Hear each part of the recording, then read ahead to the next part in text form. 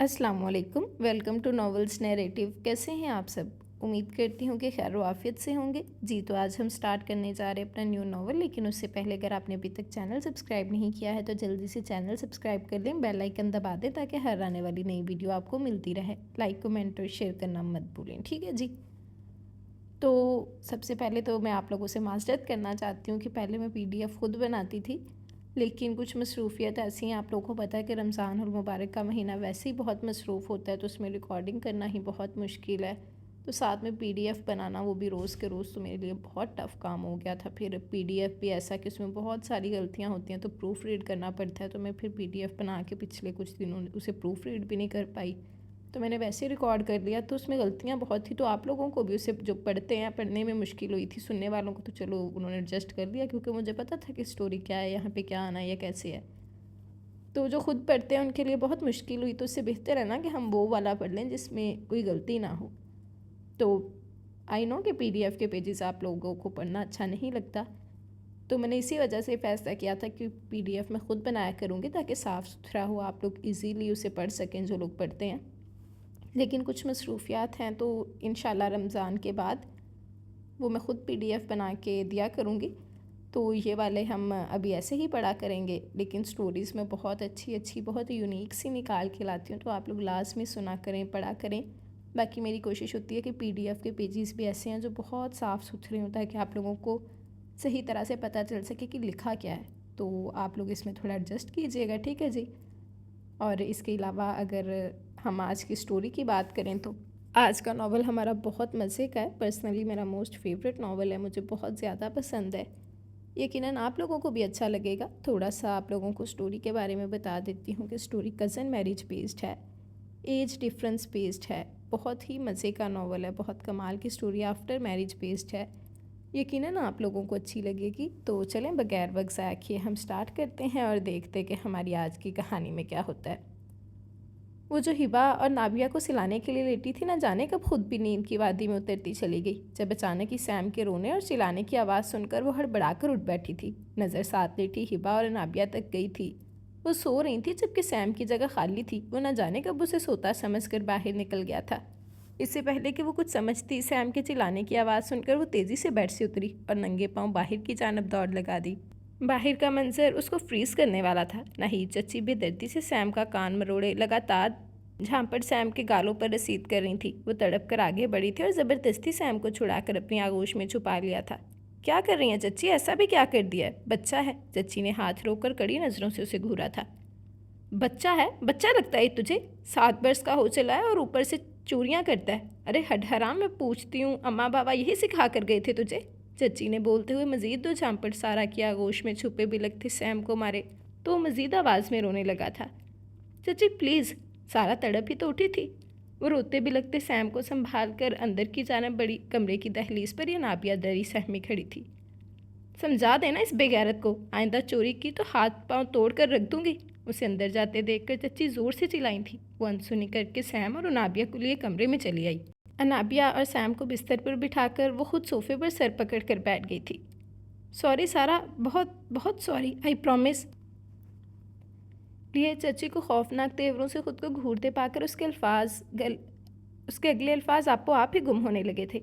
बात सुनो लड़की, ये तुम्हारे बाप का घर नहीं है जहाँ दौलत की रेल पेल होगी या नौकर चाकर होंगे। एक कमाने वाली जान है और 10 खाने वाले। यूँ बार बार इसका ज़िया मुझे पसंद नहीं। दिन में एक दफ़ा मिल जाता है ना, खाने को गनीमत समझो।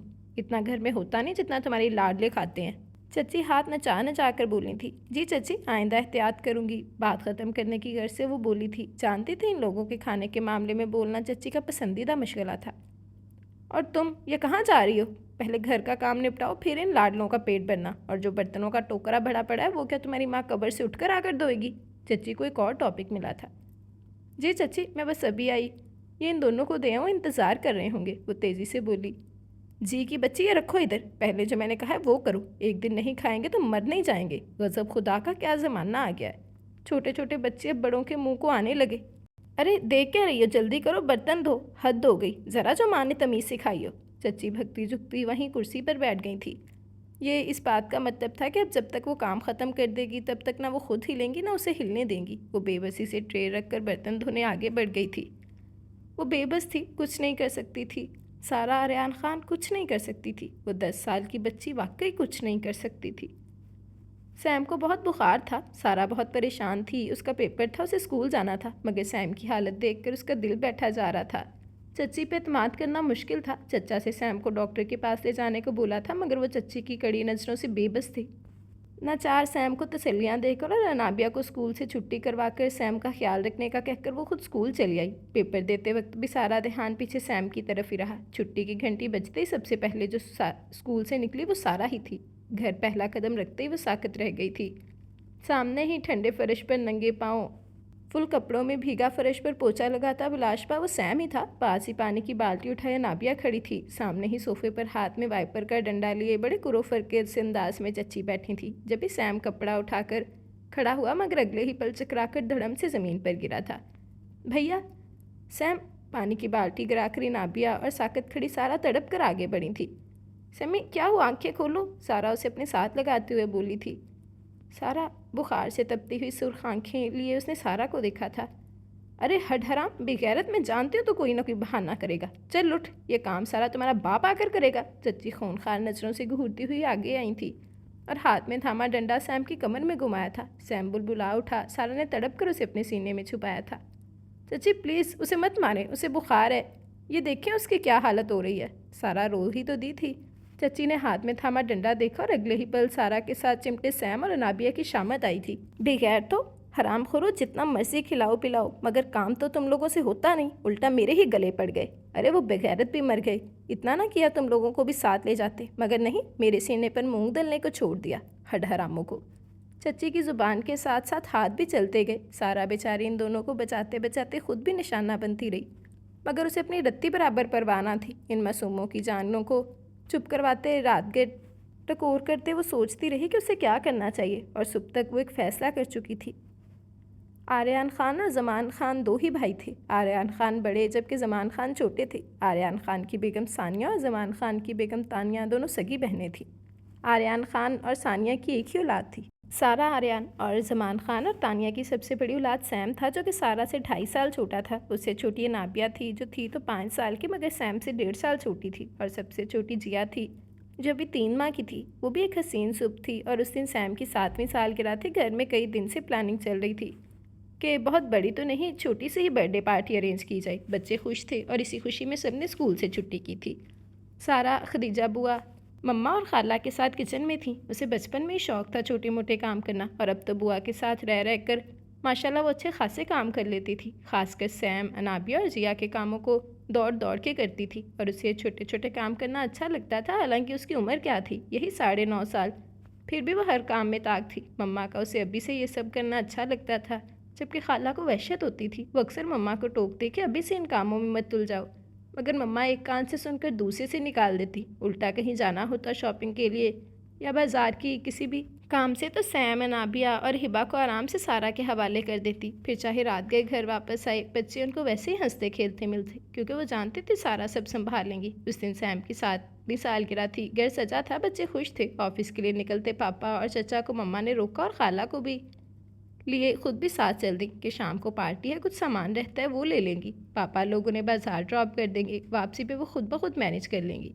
घर से वो चारों निकले हंसते मुस्कुराते, मगर कोई ना जानता था कि वापसी पे ये मुस्कुराते लब हमेशा के लिए बंद हो जाएंगे। मेन मार्केट में ब्लास्ट हुआ था और चारों के चारों टुकड़ों में बट गए थे। घर में कहराम मच गया था। नौकर चाकर रोते चिल्लाते रहे। करीबी कोई था नहीं जैसे गा दी जाती। दूर पार की कोई चचा चची थे जो इस जनाजे में आई। बच्चे परेशान, माँ बाप के टुकड़ों में माँ बाप का चेहरा ही देखते रह गए थे। परेशान हाल, रोते चिल्लाते सबको देखते रहे, मगर जान ना सके कि हुआ क्या था, सिवाय सैम और सारा के। कुछ दिन गुजरने के बाद जब बच्चों को संभालने का वक्त आया, तो ऐलान हुआ कि जो बच्चे संभालेगा, बंगले में खड़ी दोनों गाड़ियाँ, बैंक में जब आप पैसा सब बच्चों के नाम है, जो संभालेगा उसी के पास आएगा। कोई सगा तो था नहीं, सो वही चचा चची, दूर पार के रिश्तेदार जो थे, किरिया फ़ाल उन्हीं के नाम निकला, और वो बैंक बैलेंस देखकर बच्चे रखने को तैयार हो गए। सो बच्चे लिए अपने घर चले आए कि कुछ अर्सा लोगों को ये भी तो बावर करवाना था ना कि भाई हमें कोई गर्ज नहीं पैसे से, भाई हमें तो यही बच्चे अजीज़ थे, बाकी पैसा जाए भाड़ में, ताकि लोग अशश कर उठें ये सुनकर। और थोड़ा अर्सा गुजरने के बाद जब सब भूल भाल गए, तो फिर देखा जाएगा कि इतने पैसे का क्या किया जाए। मगर चच्ची थोड़े ही अरसे में बच्चों से उकता गए और जुल्मों सितम शुरू कर दिया। उनके ख्याल में कि अब उन्हें कोई पूछने वाला था। उनके ख्याल में अब उन्हें कौन पूछने वाला है, मगर वो नहीं जानती थी कैसा करके वो खुद ही घर आई रोज़ी को लात मार बैठी थी। सारी रात सैम और अनाबिया के ज़ख्मों की टकोर करते वो अंदर सिसकी थी और सुबह का सूरज तुलू होते ही वो एक फ़ैसला करके उठ खड़ी हुई थी। अनाबिया को छुट्टी करवा के सैम और हिबा के पास छोड़ा और ख़ुद स्कूल चली आई। स्कूल से आगे 10 मिनट के फासले पर ही तो उसका घर प्यारा घर था, जहाँ कभी वो अपने माँ बाप, चच्ची, खाला और उनके बच्चों समेत हंसी खुशी रहा करते थे। घर के साथ ही अंकल गौहर की फैमिली रहा करती थी। अंकल गौहर पापा और चाचू के बचपन के ही दोस्त थे, फिर वो शादी करके इंग्लैंड ही सेटल हो गए। इंग्लैंड जाकर भी अंकल गौहर ने पापा और चाचू से रिश्ता न तोड़ा। वो अक्सर मोबाइल फ़ोन पे या स्काइप पे बात कर लिया करते थे। पापा या चाचू ज़मान जब कभी बिजनेस के सिलसिले में इंग्लैंड जाते तो अक्सर अंकल गौहर के यहाँ ठहरते। जब अंकल गौहर के बेटे की जॉब पाकिस्तान में हुई तो अंकल गौहर फैमिली समेत पाकिस्तान आ बसे अपने पुराने घर। अंकल गौहर का बेटा एक पुलिस ऑफिसर था। पापा मामा की डेथ के बाद अंकल ने बच्चों को अपनी सरपरस्ती में लेना चाहा तो चचा चची वारिद हो गए, मगर अब बर्दाश्त खत्म हो चुकी थी। सारा ने बहुत सोचा, अंकल गौहर के अलावा मददगार कोई नजर न आया तो स्कूल के बहाने अंकल गौहर के यहाँ चली आई। अंकल गौहर के घर दाखिल होते हुए साथ वाले बंगले पर नजर डालते बेख्तियार उसे रोना आया। कभी इस घर में कहके लगा करते थे, मगर अब हर तरफ खामोशी का राज था। आंटी समीना, गौहर अंकल की बीवी, उसे देखकर काफ़ी खुश हुई थी, मगर अंकल गौहर के सीने से लगते ही वो फूट फूट कर रो दी थी। अंकल गौहर और आंटी समीना बुखला उठे थे। अंकल गौहर के ढेरों दिलासों और तसल्लियों के बाद उसने चचा चची के जुल्म की कहानी लफ्ज़ ब लफ्ज़ सुना डाली थी। अंकल आंटी गंग बैठे रह गए थे। प्लीज़ अंकल, मुझे अपनी परवाह नहीं है, मगर वो सैम अनाबिया पे बहुत जुल्म करती हैं, बहुत मारती हैं। हिबा भूख से बिलखती रहती है, मगर उन्हें परवाह नहीं। सैम बहुत बीमार है अंकल, वो मर जाएगा, प्लीज़ उन्हें बचा लें अंकल। वो हाथ जोड़े अंकल के पाँव में जा बैठी थी। अंकल ने तड़प कर उसे ज़मीन से उठाया और सीने से लगा लिया था। बस मेरा बच्चा, अब और मत रोना, अब तुम लोगों के रोने के दिन ख़त्म। अब उन जलील लोगों को रोना और तुम देखना वो सर पकड़ कर रोएंगे। बड़े धड़ल्ले से वो लोग तुम लोगों को लेकर गए थे। मैं भी चुप कर गया कि चलो तुम लोगों के अपने हैं, मगर नहीं, ऐसे अपनों को इज्जत रास नहीं आती। देखना मैं उन बेगैरतों को कोर्ट में घसीटूंगा। अंकल गौहर उसका सर थपकते हुए कह रहे थे और उन्होंने अपना कहा सच कर दिखाया था। कोर्ट में घसीटने की नौबत ही ना आई थी। अंकल गौहर के बेटे अली गौहर एसपी ऑफिसर थे, ने एक ही बार पुलिस रेड डलवाई थी और चचा चची से सारे बच्चों को बाजियाब करवा लिया था। आर्यान खान का बिजनेस, इस पर आजकल चचा बड़े कुरोफर से कब्जा करने का सोचे बैठे थे, ले लिया गया। बच्चों के साथ साथ जब बंगला और बिजनेस हाथ से निकला तो चचा चची बुखला गए। सारा कभी सैम और कभी अनाबिया को पकड़ लेते, माफ़ी मांगते, लाड करते और एक और मौका मांगते, मगर अंकल गौहर ने एक ना चलने दी। अंदर करने की धमकी देकर वो बच्चों को वापस उनके घर से ले आई। आंटी समीना ने बहुत चाहा कि बच्चे उनके पास ही रहें, मगर सारा ना मानी और साथ वाले अपने घर में शिफ्ट हो गई। वो घर दोबारा से बस गया। खदीजा बुआ को वापस गाँव से बुलवा लिया गया। ड्राइवर को दोबारा रख लिया गया। अंकल गौहर अपने बिजनेस के साथ साथ आर्यान खान का बिजनेस भी संभालने लगे। हर माह एक बड़ी रकम चारों बच्चों के अकाउंट में जमा करवा देते। सारा, अनाबिया, सैम की हर माह की फ़ीस, उनके अखराजात सब वो खुद अदा करते थे। घर में ख़त्म होने से पहले नया राशन दिलवा देते। गर्ज ये कि सब कुछ वैसे का वैसा था। अगर नहीं थे तो मम्मा पापा, चाचू चची, जिनकी बुआ कभी कमी महसूस ना होने देती, बच्चों के साथ हर वक्त मसरूफ़ रखती।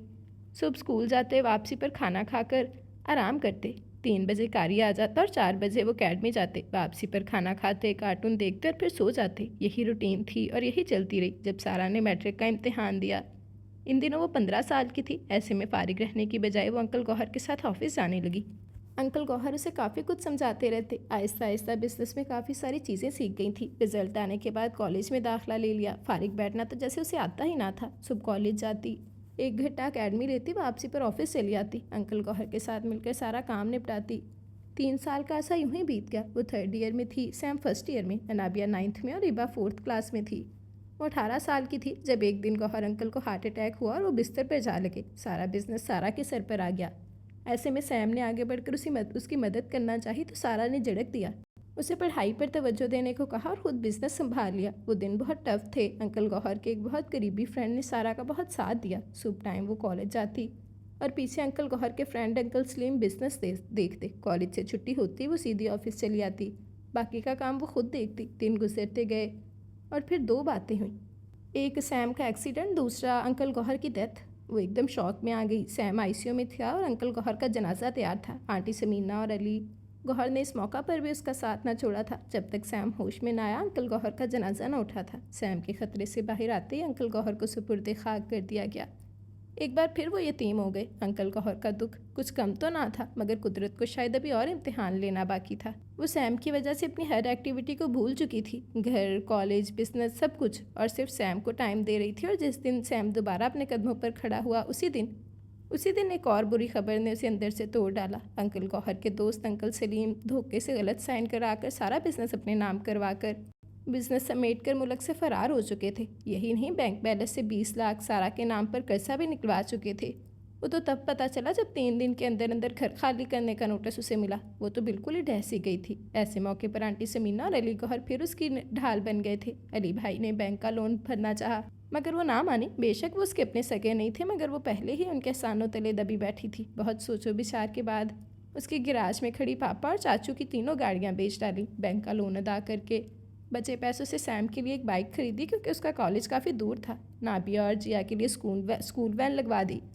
बाकी बची रकम इन तीनों के अकाउंट में जमा करवा दी। और ख़ुद बिजनेस तो रहा नहीं था, सो पढ़ाई अधूरी छोड़ दी और अली भाई की मदद से एक ऑफिस में जॉब कर ली और पार्ट टाइम एक अकेडमी में पढ़ाने लगी। मगर घर के अखराजात, सैम, अनाबिया और हिबा की स्कूल कॉलेज की फ़ीसें इतनी थी कि इन पैसों से मुश्किल गुजारा होने लगा। सैम ने अपनी पढ़ाई अधूरी छोड़नी चाहिए तो सारा ने डांट दिया, खबरदार सैम, ऐसा सोचा भी तो तुम जानते हो ना चाचू और खाला की कितनी बड़ी ख्वाहिश थी कि तुम वकील बनते। ऐसा सोचना भी मत, वरना खाला, अम्मी और चाचू की रूहों को कितनी तकलीफ़ होगी ना। उसे रसान से समझाती, मगर सारा ये भी तो देखे ना, आप थकी हारी घर आती हैं, 3 रूट बदल कर मुझे तकलीफ़ होती है। नाबी की मेडिकल की कितनी भारी फ़ीस है, मैं लॉ का स्टूडेंट हूँ, मेरी भी फ़ीस है। हिबा भी तो स्कूल जाती है ना, और घर के अखराजात। प्लीज़ सारा, मुझे कोई छोटा मोटा काम ही करने दे, कम अज़ कम मैं खुद की अपनी फ़ीस तो अदा कर सकूँ। मगर वो सारा ही क्या जो मान जाए। सैम को काम करने की बजाय उसने अपना काम बढ़ा लिया। पहले असर की नमाज तक घर होती, थोड़ा रिलैक्स करती, मगर 2-3 जगह और होम ट्यूशन मिलने के बाद वो फारिग वक्त भी जाता रहा। 5 बजे घर आने वाली सारा अब रात 8 या 9 बजे घर कदम रखती। थकी हारी घर कदम रखती तो इन तीनों को अपनी फ़िक्र में टहलता पाती। थैंक गॉड आप आ गई, मेरी तो परेशानी से जान निकलने वाली थी। नाबी और हिबा दौड़कर उसके गले लगती। सारा, आप सिर्फ एक जॉब कर ले, हम सब इसी पर गुजारा कर लेंगे। मुझे आपको ऐसे काम करते देखकर तकलीफ़ होती है। सैम हमेशा से ही यह गिला करता। वो थकी होने के बावजूद इन तीनों के सामने चेहरे पर मुस्कुराहट लिए रहती, उन्हें तसल्ली देती, और अगले रोज़ फिर रूटीन वही। लोग वही फ़िक्रे होते, वही रूटीन, वही फ़िक्रे होते। ज़िंदगी का काम आगे बढ़ना होता है, सो वो आगे बढ़ रही थी। वो एक उदास शाम थी, या उसे लगी तबीयत बोझल सी थी, इसलिए वो ऑफिस से जल्दी छुट्टी लेकर 1 घंटा अकेडमी और 1 घंटा होम ट्यूशन वालों को देखकर जल्दी घर चली आई थी। जल्दी करते भी घर पहुंचने तक मगरब की अज़ानें हो चुकी थी। 3 वैन बदल कर जब वो अपने घर की तरफ जाती सड़क पर उतरी तो जाने में ही बस एक नज़र उठी थी और साकत रह गई थी। बुलाशबा वो सैम ही था, वो भला कैसे नज़रअंदाज कर सकती थी। उसकी हालत ऐसी थी, सड़क की दूसरी जानब बनी वर्कशॉप के बाहर एक कार के बोनट पर झुका महसूस यूनिफॉर्म पहने, घाल और माथे पर लगी कालक और तेज़ी से चलते हाथ साफ जाहिर कर रहे थे कि वो इस काम में खासा माहिर हो चुका था। उसका दिल चाहा वो भी जाए और थप्पड़ों से उसका मुंह लाल कर डाले, मगर वो जबत करती घर चली आई। कॉलेज से लाउड से टीवी चलने की आवाज़ें आ रही थी, जिसका मतलब था कि हिबा और नाबी अकेडमी से वापस आ चुकी थी। जैसे ही उसने लाउंज में कदम रखा, हिबा और नाबी उसे देखकर चौंक उठी थी। अरे आपी, आज आप जल्दी आ गई। आपी, आपकी तबीयत तो ठीक है ना? हिबा और नाबी परेशानी से उसकी तरफ पड़ी थी।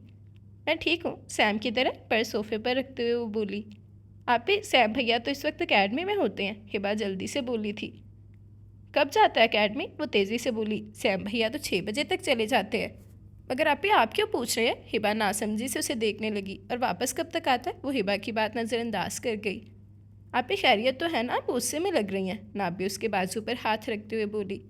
नाबी, जो मैंने पूछा है उसका जवाब दो। सैम अकेडमी से वापस कब आता है? खुद पर कंट्रोल करने के बावजूद उसकी आवाज़ बुलंद हो गई। आपी, आपकी वापसी से हाफ घंटा पहले तक आ जाते हैं भैया। नाबी परेशानी से बोली। सारा को इससे पहले कभी गुस्से से देखा ना था। ओके, आ जाने तो उसे पूछती हूँ। सारा गुस्से से बोलती सोफे पर जा बैठी। मगर आपी, हुआ क्या? हिबा और नाबिया परेशान से उसके पास जा बैठी। आने दो, से पता चल जाएगा तुम लोगों को भी। और सैम वाकई उसके आने के टाइम से 10 मिनट पहले ही घर दाखिल हुआ था। अस्सलाम वालेकुम गाइस, सलाम करते हुए आगे बढ़ा था, मगर न जाने कहाँ से निकल कर वो उसके सामने आ गई थी। अरे सारा आपी, ये तो सरप्राइज़ हो गया। आज सूरज कहाँ से निकला था? नाबी, सारा आज जल्दी आ गई। वो सारा को देखकर वाकई हैरान हुआ और नाबी से बोला था, कहाँ से आ रहे हो? तने हुए चेहरे के साथ वो बोली थी। क्या मतलब सारा, कहाँ से आ रहा हूँ? आप जानती हैं इस वक्त मैं अकेडमी से वापस आता हूँ। ये किताबें इस बात का सबूत हैं। वो धीमी सी मुस्कुराहट से जाए हाथों में मौजूद किताबों की तरफ इशारा करते बोला था। सैम, मैंने पूछा कहाँ से आ रहे हो? धीमी मगर सख्त आवाज़ में बोलती वो सैम को चौंका गई थी। अगले ही पल वो संभल गया था। अरे सारा, आप भी ना हद करती हैं। रेली मैं अकेडमी में था, अभी सीधा वहीं से। चटाख चेहरे पर पड़ते जोरदार थप्पड़ ने उसे बात भी पूरी ना करने दी थी। सारा, वो साकत खड़ा रह गया। हिबा और अनाबिया बेयकीन नज़रों से सारा को देखती रह गई थी। क्या हुआ सारा, ऐसा क्या कर दिया बच्चे ने? बुआ किचन से दौड़ती हुई आई थी। आज पहली बार सारा को गुस्सा आया था। इससे पूछें बुआ, ये अकेडमी के बहाने कहाँ जाता है? मैंने दिन रात एक करके ने परवान चढ़ाया, मेहनत की, जो मांगा वो दिया, खुद पर हाई छोड़ दी सिर्फ इसलिए कि इन तीनों की पढ़ाई डिस्टर्ब ना हो। फिर कहाँ पे कमी थी बुआ? किसे वर्कशॉप पे काम करना पड़ा, वो भी मुझसे छुप कर। पैसे की कमी थी तो मुझसे मांगता, अगर मैं ना देती तो फिर मुझसे गिला करता। माँ बाप की कमी के अलावा मैंने इनकी हर बात मानी बुआ। फिर मुझसे कहाँ पे गलती हो गई कि इसे छुप कर मुझसे काम करना पड़ा? वो हाथ में चेहरा छुपाकर शिद्दत से रोती थी। हिबा और नाबिया फटी फटी नज़रों से सैम को देखती रह गईं। इन दोनों के लिए भी यह खबर यकीनन शॉकिंग थी। आई एम सॉरी सारा, प्लीज़ सॉरी, मत रोई प्लीज़। वो उसे रोते देखकर तड़प ही तो गया था। बेसाख्ता उसके कदमों में जा बैठा। मैं मानता हूँ मेरी गलती है, मैंने आपको नहीं बताया, मुझे आपको बताना चाहिए था। मगर सारा, मैंने जितनी दफ़ा भी आपसे इजाज़त मांगी आपने मना कर दिया। मैं तो सिर्फ हाथ बटाना चाह रहा था, आपका बोझ हल्का करना चाहता था। उसे रोते देखकर परेशान हो उठा था। मैंने कब कहा तुम लोग मुझ पे बोझ हो? उसका हाथ झटकते हुए बोली थी। आपने कभी नहीं कहा सारा, मगर वो एक भाई, मैं एक भाई हूँ। मुझ पे आपके साथ साथ दो बहनों की जिम्मेदारियाँ भी हैं जो कभी आपने मुझे उठाने नहीं दी। आप हमेशा मुझे छोटा समझकर ट्रीट करती हैं। मेरे साथ साथ मेरी दो बहनों का बोझ भी आप उठाए हुए हैं। मुझे दुख होता है सारा आपको इतनी मेहनत करते देखकर। प्लीज़ सारा, अगर आप जान ही गई हैं तो प्लीज़ मुझे मना मत करना, मुझे काम करने दे। कम अज़ कम मैं आप तीनों का बोझ आसानी से उठा सकता हूँ। उसका हाथ थामे मिन्नत भरे लहजे में बोला था। सैम, वो डुबडुबाई नज़रों से उसे देखते हुए बोली, अगर तुम अपनी पढ़ाई ख़त्म होने से पहले किसी भी जॉब का नाम लोगे तो मेरा मरा हुआ मुंह देखोगे। सारा, वो साकत रह गया। बुआ ने दहल कर अपने सीने पर हाथ रखा था। नाबिया और हिबा तो बाकायदा रोने लगी थी और सैम डैसा गया था। आंखों के किनारों से निकलकर दो आंसू सारा के हाथ पर जा गिरे थे। आइंदा ऐसी फजूल बात अपने जहन में बिल्कुल भी नहीं लाएंगी सारा, मैं आपकी हर बात मानूंगा। वो सर झुकाए बोला। सारा उसे हाथ छुड़वाकर उठी और अंदर बढ़ी जब वो तेज़ी से उसके सामने आया था। आप मुझसे नाराज़ होकर जा रही हैं सारा, वो बेसाख्ता बोला था। रास्ता दो सैम, उसे इग्नोर करते हुए आगे बढ़ी। सारा प्लीज़ बात करें मुझसे, नाराज़ मत हो, सैम मुल्तजई लहजे में बोला। सारा ने कड़ी नज़रों से उसे देखा और आगे बढ़ गई। सारा बेटा, खाना लगा है, गुस्सा छोड़ो, खाना खा लो, बुआ उसे कमरे की तरफ जाते देखकर बोली। बुआ मुझे भूख नहीं, आप तीनों को खिला दीजिएगा, वो मुड़े बगैर बोली और सीढ़ियाँ चढ़कर ऊपर चली गई। सैम ने सुर्ख आंखों से उसे जाते देखा था। चलो बेटा तुम खाना खाओ, बहनें सारे दिन की भूखी बैठी हैं, सारा तो पागल है, मैं उसे समझा लूँगी, तुम परेशान मत हो। खदीजा बुआ उसका कंधा थपथपाते हुए बोली थी। नहीं बुआ, मुझे भी भूख नहीं, आप इन दोनों को खिला दीजिएगा। वो आहिस्तगी से बुआ का हाथ अपने कंधे से हटाते हुए बोला और अपने कमरे की तरफ बढ़ गया था। पीछे वो तीनों परेशानी से एक दूसरे को देखती रह गईं। 3 दिन, मुसलसल 3 दिन से वो उसे इग्नोर कर रही थी और ये 3 दिन उसे यूँ महसूस हुए थे जैसे वो फंदे पर लटका हुआ हो और जान भी ना निकल रही हो। वो जानता था सारा बहुत हर्ट हुई थी, मगर अब पिछले 3 दिन से सारा के मुसलसल इग्नोर करने से वो हर्ट हो रहा था। रात वो लेट आती और आते ही कमरे में बंद हो जाती और सुबह जब तक वो तीनों उठते वो घर से निकल जाती। वो जानता था सारा उसके यूँ काम करने पर नाराज़ होगी, मगर इतनी नाराज़ होगी ये वो नहीं जानता था। आज आखिरी 2 क्लासेस ऑफ थी। वो दोस्तों से मिले बगैर बाइक लिए यूनिवर्सिटी से निकल आया। कुछ देर यूं ही बेमकसद सड़कों पर दौड़ता रहा, फिर बाइक का रुख ऑफिस की तरफ मोड़ लिया। ऑफिस के बाहर पहुंचकर उसने सारा को कॉल्स की थी, मगर उसने कॉल्स ना उठाने की शायद कसम खा रखी थी। बाइक पार करके वो ऑफिस की तरफ आया था। जानता था उसे सामने देखकर सारा नाराज़ होगी, गुस्सा करेगी, मगर वो मना लेगा, यही सोचकर वो अंदर चला आया। सामने ही वो बैठी थी। कंप्यूटर की स्क्रीन को संजीदगी से घूरती हुई उंगलियां तेज़ी से कीबोर्ड पर चल रही थी। वो आहिस्तगी से चलता हुआ कुर्सी घसीट कर बैठ गया था और शायद बहुत मसरूफ़ थी तभी उसे बैठते ना देख सकी। काम ख़त्म करके कंप्यूटर को शट डाउन करते हुए बस एक सरसरी सी नज़र सामने उठी थी और वहीं जम गई थी। गैर इरादी तौर पर आवाज़ काफ़ी बुलंद थी, यूँ कि आसपास काम करते लोग मुतवज्जो हुए थे। मुस्कुराहट को होंठों तले दबाते वो सर को खम देते हुए सीने पर हाथ रख कर झुका था। तुम यहाँ पे क्या कर रहे हो सैम? लोगों को अपनी तरफ मुतवज्जो देखकर हैरानगी से बोली थी वो। उसे वहाँ देखकर वाकई हैरान थी। आपको देखने आया था। मेज़ पर दोनों को हनियाँ टकाकर हथेलियों पर चेहरा जमाकर वो बोला था।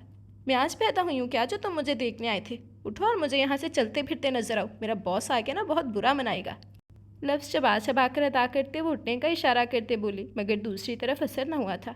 आप मुझसे नाराज़गी ख़त्म करें, मैं यहाँ से चला जाऊँगा। वो कुर्सी से टेक लगाकर टांग पर टांग जमा कर बैठते हुए सुकून से बोला था। आर यू क्रेजी सैम, मेरा बॉस आ गया ना तो तुम्हारे साथ साथ मुझे भी नहीं छोड़ेगा, वो गुस्से से बोली थी। पहले आप मुझसे नाराज़गी ख़त्म करें, मुझसे हंसकर बातें करें, मुझसे वादे करें आइंदा कभी आप मुझे नहीं डांटेंगी, मुझसे नाराज़ नहीं होगी, प्रॉमिस मैं चला जाऊँगा। अदरवाइज़ आपका बॉस यहाँ आ गया तो इस चीज़ की आप खुद जिम्मेदार हैं। सैम तुम मुझे क्यों तंग कर रहे हो? वो जानती थी वो जो कह रहा है उस पर डटा रहेगा। तंग कब कर रहा हूँ यार, रिक्वेस्ट कर रहा हूँ। उसे नरम पड़ते देखकर वो तेज़ी से बोला था। ओके जाओ, मैं नाराज़ नहीं हूँ, अब मुझे काम करने दो। मेज़ पर पड़ी फाइलें उठाकर अपने सामने रखते हुए बोली थी। प्रॉमिस? जो इसे बोलते हुए वो तेज़ी से उठकर उसकी तरफ आया था। सैम? कुलीग को अपनी तरफ मुतवज्जो होता देखकर वो आहिस्तगी से बोली थी। वादा करें ना सारा प्लीज़। सिचुएशन देखकर भी वो इग्नोर कर रहा था। जानता था सारा इस वक्त बुरी फंसी थी, बेबस थी, इसलिए हर बात चुप करके मान रही थी। ओके प्रॉमिस, अब तुम घर जाओ सैम, जान छुड़ाने वाले अंदाज में वो बोली थी। अरे ऐसे कैसे घर जाऊँ, सेलिब्रेशन तो बनती है, चले आइसक्रीम खाने चलते हैं। उसे हाथ से पकड़कर खड़ा करते हुए वो बोला था। सैम तुम पागल हो, मेरा ढेर सारा काम पड़ा है, मैं तुम्हारे साथ कैसे जा सकती हूँ? मेरे बॉस को जानते नहीं हो तुम? उसे डांटते हुए वो बोली और मेज़ पर रखी फाइल खोल कर बैठ गई। वो मुंह बसोरते हुए उसे देखता रहा, फिर गहरी सांस भरते हुए वहाँ से चल दिया था। सुनो, वो भी चंद कदम ही चला था जब सारा की आवाज़ किसी नरम झोंके की तरह उसके कानों से टकराई थी। जी, वो तेज़ी से पलटा था, शायद सारा मान गई। सीधे घर जाना, आवारागर्दी करने के लिए आगे पीछे मत निकल जाना, समझे? ओके, मुंह बनाते हुए वो चल पड़ा था और उसे जाते देखकर तवील सांस लेती फाइल पर झुक गई। फाइल पे काम करते उसे थोड़ी ही देर हुई थी जब पास पड़े टेलीफोन की घंटी बज उठी। वो अलर्ट हुई थी। सारा मेरे ऑफिस में आइए, दूसरी तरफ से हुक्म मिला। यस बॉस, कहती फाइलें समेटी उठ खड़ी हुई। बॉस के ऑफिस का दरवाज़ा बजाकर जब उसने अंदर कदम रखा तो झटका खाकर रह गई। सामने ही वो बैठा था, चेहरे पर मासूमियत सजाई। सारा को उस पर सख्त ताव आया था। सारा आप जानती हैं ना, बॉस की तरफ से सवाल हुआ था। यस सर, ये मेरा कज़न है, चचा साथ सैम। कड़ी नज़रों से उसे घूरते हुए वो बोली थी। फाइन, ये आपको लेने आए हैं। दरअसल आपके चचा हॉस्पिटल में एडमिट हैं, इसलिए आप आराम से जाएं। बाकी जो काम रह गया वो मैं मिस आलिया को समझा दें, वो कर देगी, बॉस बोले थे। मगर सर, उसने कुछ बोलना चाहा था। इट्स ओके सारा, आप जाएं और मिस आलिया को मेरे पास भेज दी जाए। इससे पहले वो कुछ कहती बॉस ने उसकी बात काट डाली थी। बॉस के रूम से निकलकर वो अपनी कैबिन तक आई थी। वो भी मुस्कुराहट दबाए उसके पीछे चलाया। तुमने बॉस से झूठ क्यों बोला? वो उसे देखते ही बफर उठी थी। सॉरी सारा, बट मैं अपनी खुशी को सेलिब्रेट करना चाहता था। मरे हुए बाप को दोबारा मार के खुशी सेलिब्रेट करना चाहते हो? गुस्सा दबाते हुए वो बोली थी। सॉरी यार, I am so sorry, please अब गुस्सा तो मत करें। अच्छा देखिए, मैं कान पकड़ता हूँ, ठीक? कहते हुए उसने बाकायदा कान पकड़ लिए थे। सारा ने खफकी से उसे घूरा था, मगर उसकी शक्ल देखते हुए हंसी निकल गई थी। थैंक गॉड सारा, आप मुस्कुराई तो। 3 दिन से आपकी ये हंसी देखने को तरस गया था। उसे देखकर वो संजीदा हुआ था। ओके ओके, अब चलो, मक्खन मत लगाओ। उसे आगे की तरफ धकेलते हुए वो हंस के बोली थी और सैम भी मुस्कुराते हुए ऑफिस से निकल आया था। वो पूरा दिन बाइक पे दोनों आवारागर्दी करते रहे थे। वापसी पर जिया और नाबिया के लिए आइसक्रीम पैक करवा कर लाना ना भूले थे। वक्त का पहिया घूमता रहा। नाबिया अपनी मेडिकल की पढ़ाई से फारिग हो चुकी थी। जिया प्री मेडिकल में थी, जबकि सैम पाकिस्तान का जाना माना वकील बन चुका था। जिस दिन डिग्री उसके हाथ में आई थी उसने सारा को जॉब छुड़वा के घर बिठा दिया था। सारा ने इनकार करना चाहा तो उसका हाथ थाम कर आहिस्तगी से बोला था। सारा, आपने मुझे मेरी बहनों को पढ़ा लिखा कर आज इस काबिल बना दिया कि आज हम तीनों अपने पाँव पर खड़े हो सकते हैं। और आज मैं आपकी वजह से इस काबिल हो चुका हूँ कि आपकी, बुआ की और हिबा और अनाबिया की जिम्मेदारी उस आसानी से उठा सकता हूँ। प्लीज़ सारा, इस दफ़ा इनकार मत कीजिएगा। मुझे आज भी वो थप्पड़ याद है जो मैंने आपसे छुप कर काम करने पे खाया था। बात को आखिर में मजाक का रंग ओढ़ते हुए वो दिलकशी से मुस्कुराया था और फिर सारा भी मुस्कुरा दी थी। इन दिनों गौहर अंकल बेटे के किसी दोस्त का प्रपोजल सारा के लिए लाए थे। लड़का बाहर से तालीम हासिल करके सिर्फ शादी के लिए पाकिस्तान आया था। जॉब की वजह से वो वहीं सेटल था। लड़के की माँ ने हलीमा आंटी से लड़की दिखाने की बात की तो उन्होंने झट से सारा का नाम ले दिया। हलीमा आंटी बाकायदा इन लोगों को लेकर घर भी आई, मगर सारा ने सोच कर बताएंगे कहकर टाल दिया था। बाद में हलीमा आंटी दोबारा भी आई। सारा को समझाया भी कि बहुत अच्छा घराना है, लड़का जानने वाला है, तुम बस हाँ कर दो। देखो बेटा, तुम 27 की होने वाली हो, अभी अच्छे रिश्ते आ रहे हैं। उम्र ज़्यादा हुई तो इससे बड़ी एज के रिश्ते आएंगे। लड़का तुम्हारी ही उम्र का है, माशाल्लाह खूबसूरत भी है, तुम्हारे साथ सूट भी करेगा। सच बताऊं बेटा, जब आलिया ने लड़की ढूंढने को बोला तो मेरी आंखों में छम से तुम उतर आई। माशाल्लाह तुम दोनों बहुत प्यारे हो, जोड़ी खूब जमेगी। हलीमा आंटी उसे फोर्स करती रही और वो चुपचाप सुनती रही। फिर अगले दिन ही उसे सैम और बुआ से मशवरा करके नाबिया के लिए वो रिश्ता डन कर दिया। हलीमा आंटी के तवस्से आए रिश्ते ने नाबिया को देखा, उन्हें भी अनाबिया पसंद आई थी। रात तन्हाई मिलते ही अनाबिया उसके सामने रो दी थी। मैं बोझ हूँ आप पे जो मुझे आप इतना जल्दी उतार के फेंक रही हैं आप पे। नाबी मेरी जान ऐसा बिल्कुल भी नहीं है, तुमने ये सोच भी कैसे लिया? हाँ, रोती हुई नाबिया को अपने सीने से लगाते हुए बोली थी। तो फिर क्या बात है आप भी, आपके लिए आया रिश्ता, आपके लिए आया था, आपने मुझे आगे कर दिया, मुझे बिल्कुल भी अच्छा नहीं लगा। आप हर बार ऐसा करती हैं, अपनी हर चीज़ हमें दे देती हैं। इट्स नॉट फेयर आप भी, वो उससे अलग होते हुए बोली थी। तानी जानो तुम ये कैसी कैसी बातें सोचती हो? पहली बात, तुम तो जानती हो ना मुझे पहले तुम तीनों की शादियां करनी है, उसके बाद अपने बारे में सोचूंगी। दूसरी बात, रिश्ता बेशक मेरे लिए आया था मगर उन्होंने इनकार तुम्हारे लिए भी नहीं किया। वैसे भी मुझे पसंद शामिर के घर वालों ने किया था, और जब मैंने तुम्हारा नाम लिया तो साथ शामिर को भी बुलवाया था ताकि तुम दोनों एक दूसरे को देख सको। और शामिर ने पहली ही नज़र में तुम्हें डन कर दिया था, इसलिए तुम्हें वो लोग अंगूठी भी पहना गए। अगर तुम्हें पसंद नहीं आया तो इनकार का हक तुम्हारे पास भी है। और ना भी वैसे भी अगर तुम्हें कोई और पसंद है भी तो तुम मुझे बता सकती हो। अनाबिया को प्यार से समझाते समझाते आखिर में धीमी आवाज़ में बोली। आप भी? अनाबिया तड़प के उसे देखा था। मैं ऐसा सोच भी नहीं सकती। मैं तो गिल्टी फील कर रही हूँ कि आप हर दफ़ा हमारे लिए कुर्बानी देती हैं। मैं हर दफ़ा आपके लिए कुछ करना चाहती हूँ, आप हर बार किसी ना किसी तरीके से रोक देती हैं। मैंने सोचा था कि हॉस्पिटल में जॉब करूँगी मगर आपने मेरी डेट फिक्स कर दी। अनाबिया मुँह बस ओढ़ते हुए बोली। मैं कुर्बानी कब देती हूँ यार, मैं तो बस अपना फ़र्ज़ अदा कर रही हूँ। अच्छा ना, अब तुम टेंशन मत लो, बाकी जॉब वगैरह शादी के बाद करती रहना, ओके ना? वो तो हक्कुम्बर अंदाज में गोया हुई थी। आप भी? अनाबिया छिनप के उसके सीने में मुँह छुपा गई थी। अनाबिया की बात तय होते ही घर में हलचल सी मच गई। लड़के वालों ने 15 दिनों के अंदर अंदर रुखसती करवा ली। लड़के को छुट्टी कम मिली थी सो रुखसती जल्दी कर दी गई, और फिर ठीक रुखसती के 2 माह बाद अनाबिया शामिर के साथ इंग्लैंड रवाना हो गई। घर में दोबारा खामोशी सी छा गई। हिबा के एग्जाम्स शुरू हो चुके थे। सैम सुबह का गया, शाम को वापस आता, और सारा सारा दिन घर में बुलाई बुलाई फिरती रहती। उसने दोबारा जॉब करने का सोचा तो सैम ने सख्ती से मना कर दिया। सारा, पहले आप मजबूरी के तहत ये सब करती थी मगर अब वैसी कोई मजबूरी आपको नहीं, और वैसे भी मुझे अच्छा नहीं लगेगा नौकरी के लिए आपको ख्वार होते देखकर। तो मैं क्या करूं सैम? तुम सुबह सुबह निकल जाते हो, रात गए अपनी शक्ल दिखाते हो। हिबा के भी एग्जाम से, वो भी आजकल बिजी है। रह गई बुआ, तो बेचारी आखिर कब तक मेरा दिल बहलाएंगी? वो गिला करते हुए बोली थी। यार अब बोर होती है तो और भी बहुत से काम है करने के लायक। शॉपिंग करना, ड्राइवर के साथ चली जाया करें, दिल खोल कर शॉपिंग करें। वैसे भी लड़कियों को बहुत क्रेज़ होता है शॉपिंग का। आप पता नहीं कैसी हैं, सर छाड़ मुँह झाड़ हुलिये में सारा दिन फिरती रहती हैं। मुस्कुराहट दबाए वो उसे छेड़ते हुए बोला तो उसे घूरने लगी। फिर उठकर जाने लगी तो वो तेज़ी से उसका हाथ थाम कर उसे दोबारा सोफे पर बिठाते हुए बोला था। अच्छा नाराज़ तो मत हो, मैं मजाक कर रहा था। आप एक काम करें, मेरे पास एक हल है। आप दोबारा पढ़ाई स्टार्ट कर दें। कैसा? आप बिजी हो जाएंगे और बोर भी नहीं होगी, वो छुटकी बजाते हुए बोला था। तुम्हारा दिमाग ख़राब हो गया, मैं इस बुढ़ापे में अब पढ़ाई करूँगी? नेवर, वो नाक चढ़ाते हुए बोली थी। ओ प्लीज़ सारा, अल्लाह का नाम ले, 27 साल को अगर आप बुढ़ापा कहती हैं तो फिर मैं भी बूढ़ा हुआ ना, 2 साल ही तो छोटा हूँ आपसे। वो लंबी सांस भरते हुए सोफे पर डैसा गया था। मर्द कभी बूढ़ा नहीं होता, अच्छा ना? वो बोलती बोलती उसके पास से उठकर चली गई और वो उसकी नई मुंतिक पर खुलकर मुस्कुरा दिया था। वो ऐसी ही थी, 2 साल तो छोटा था उससे, मगर उसे यूं ट्रीट करती ना जाने 20 साल छोटा उससे।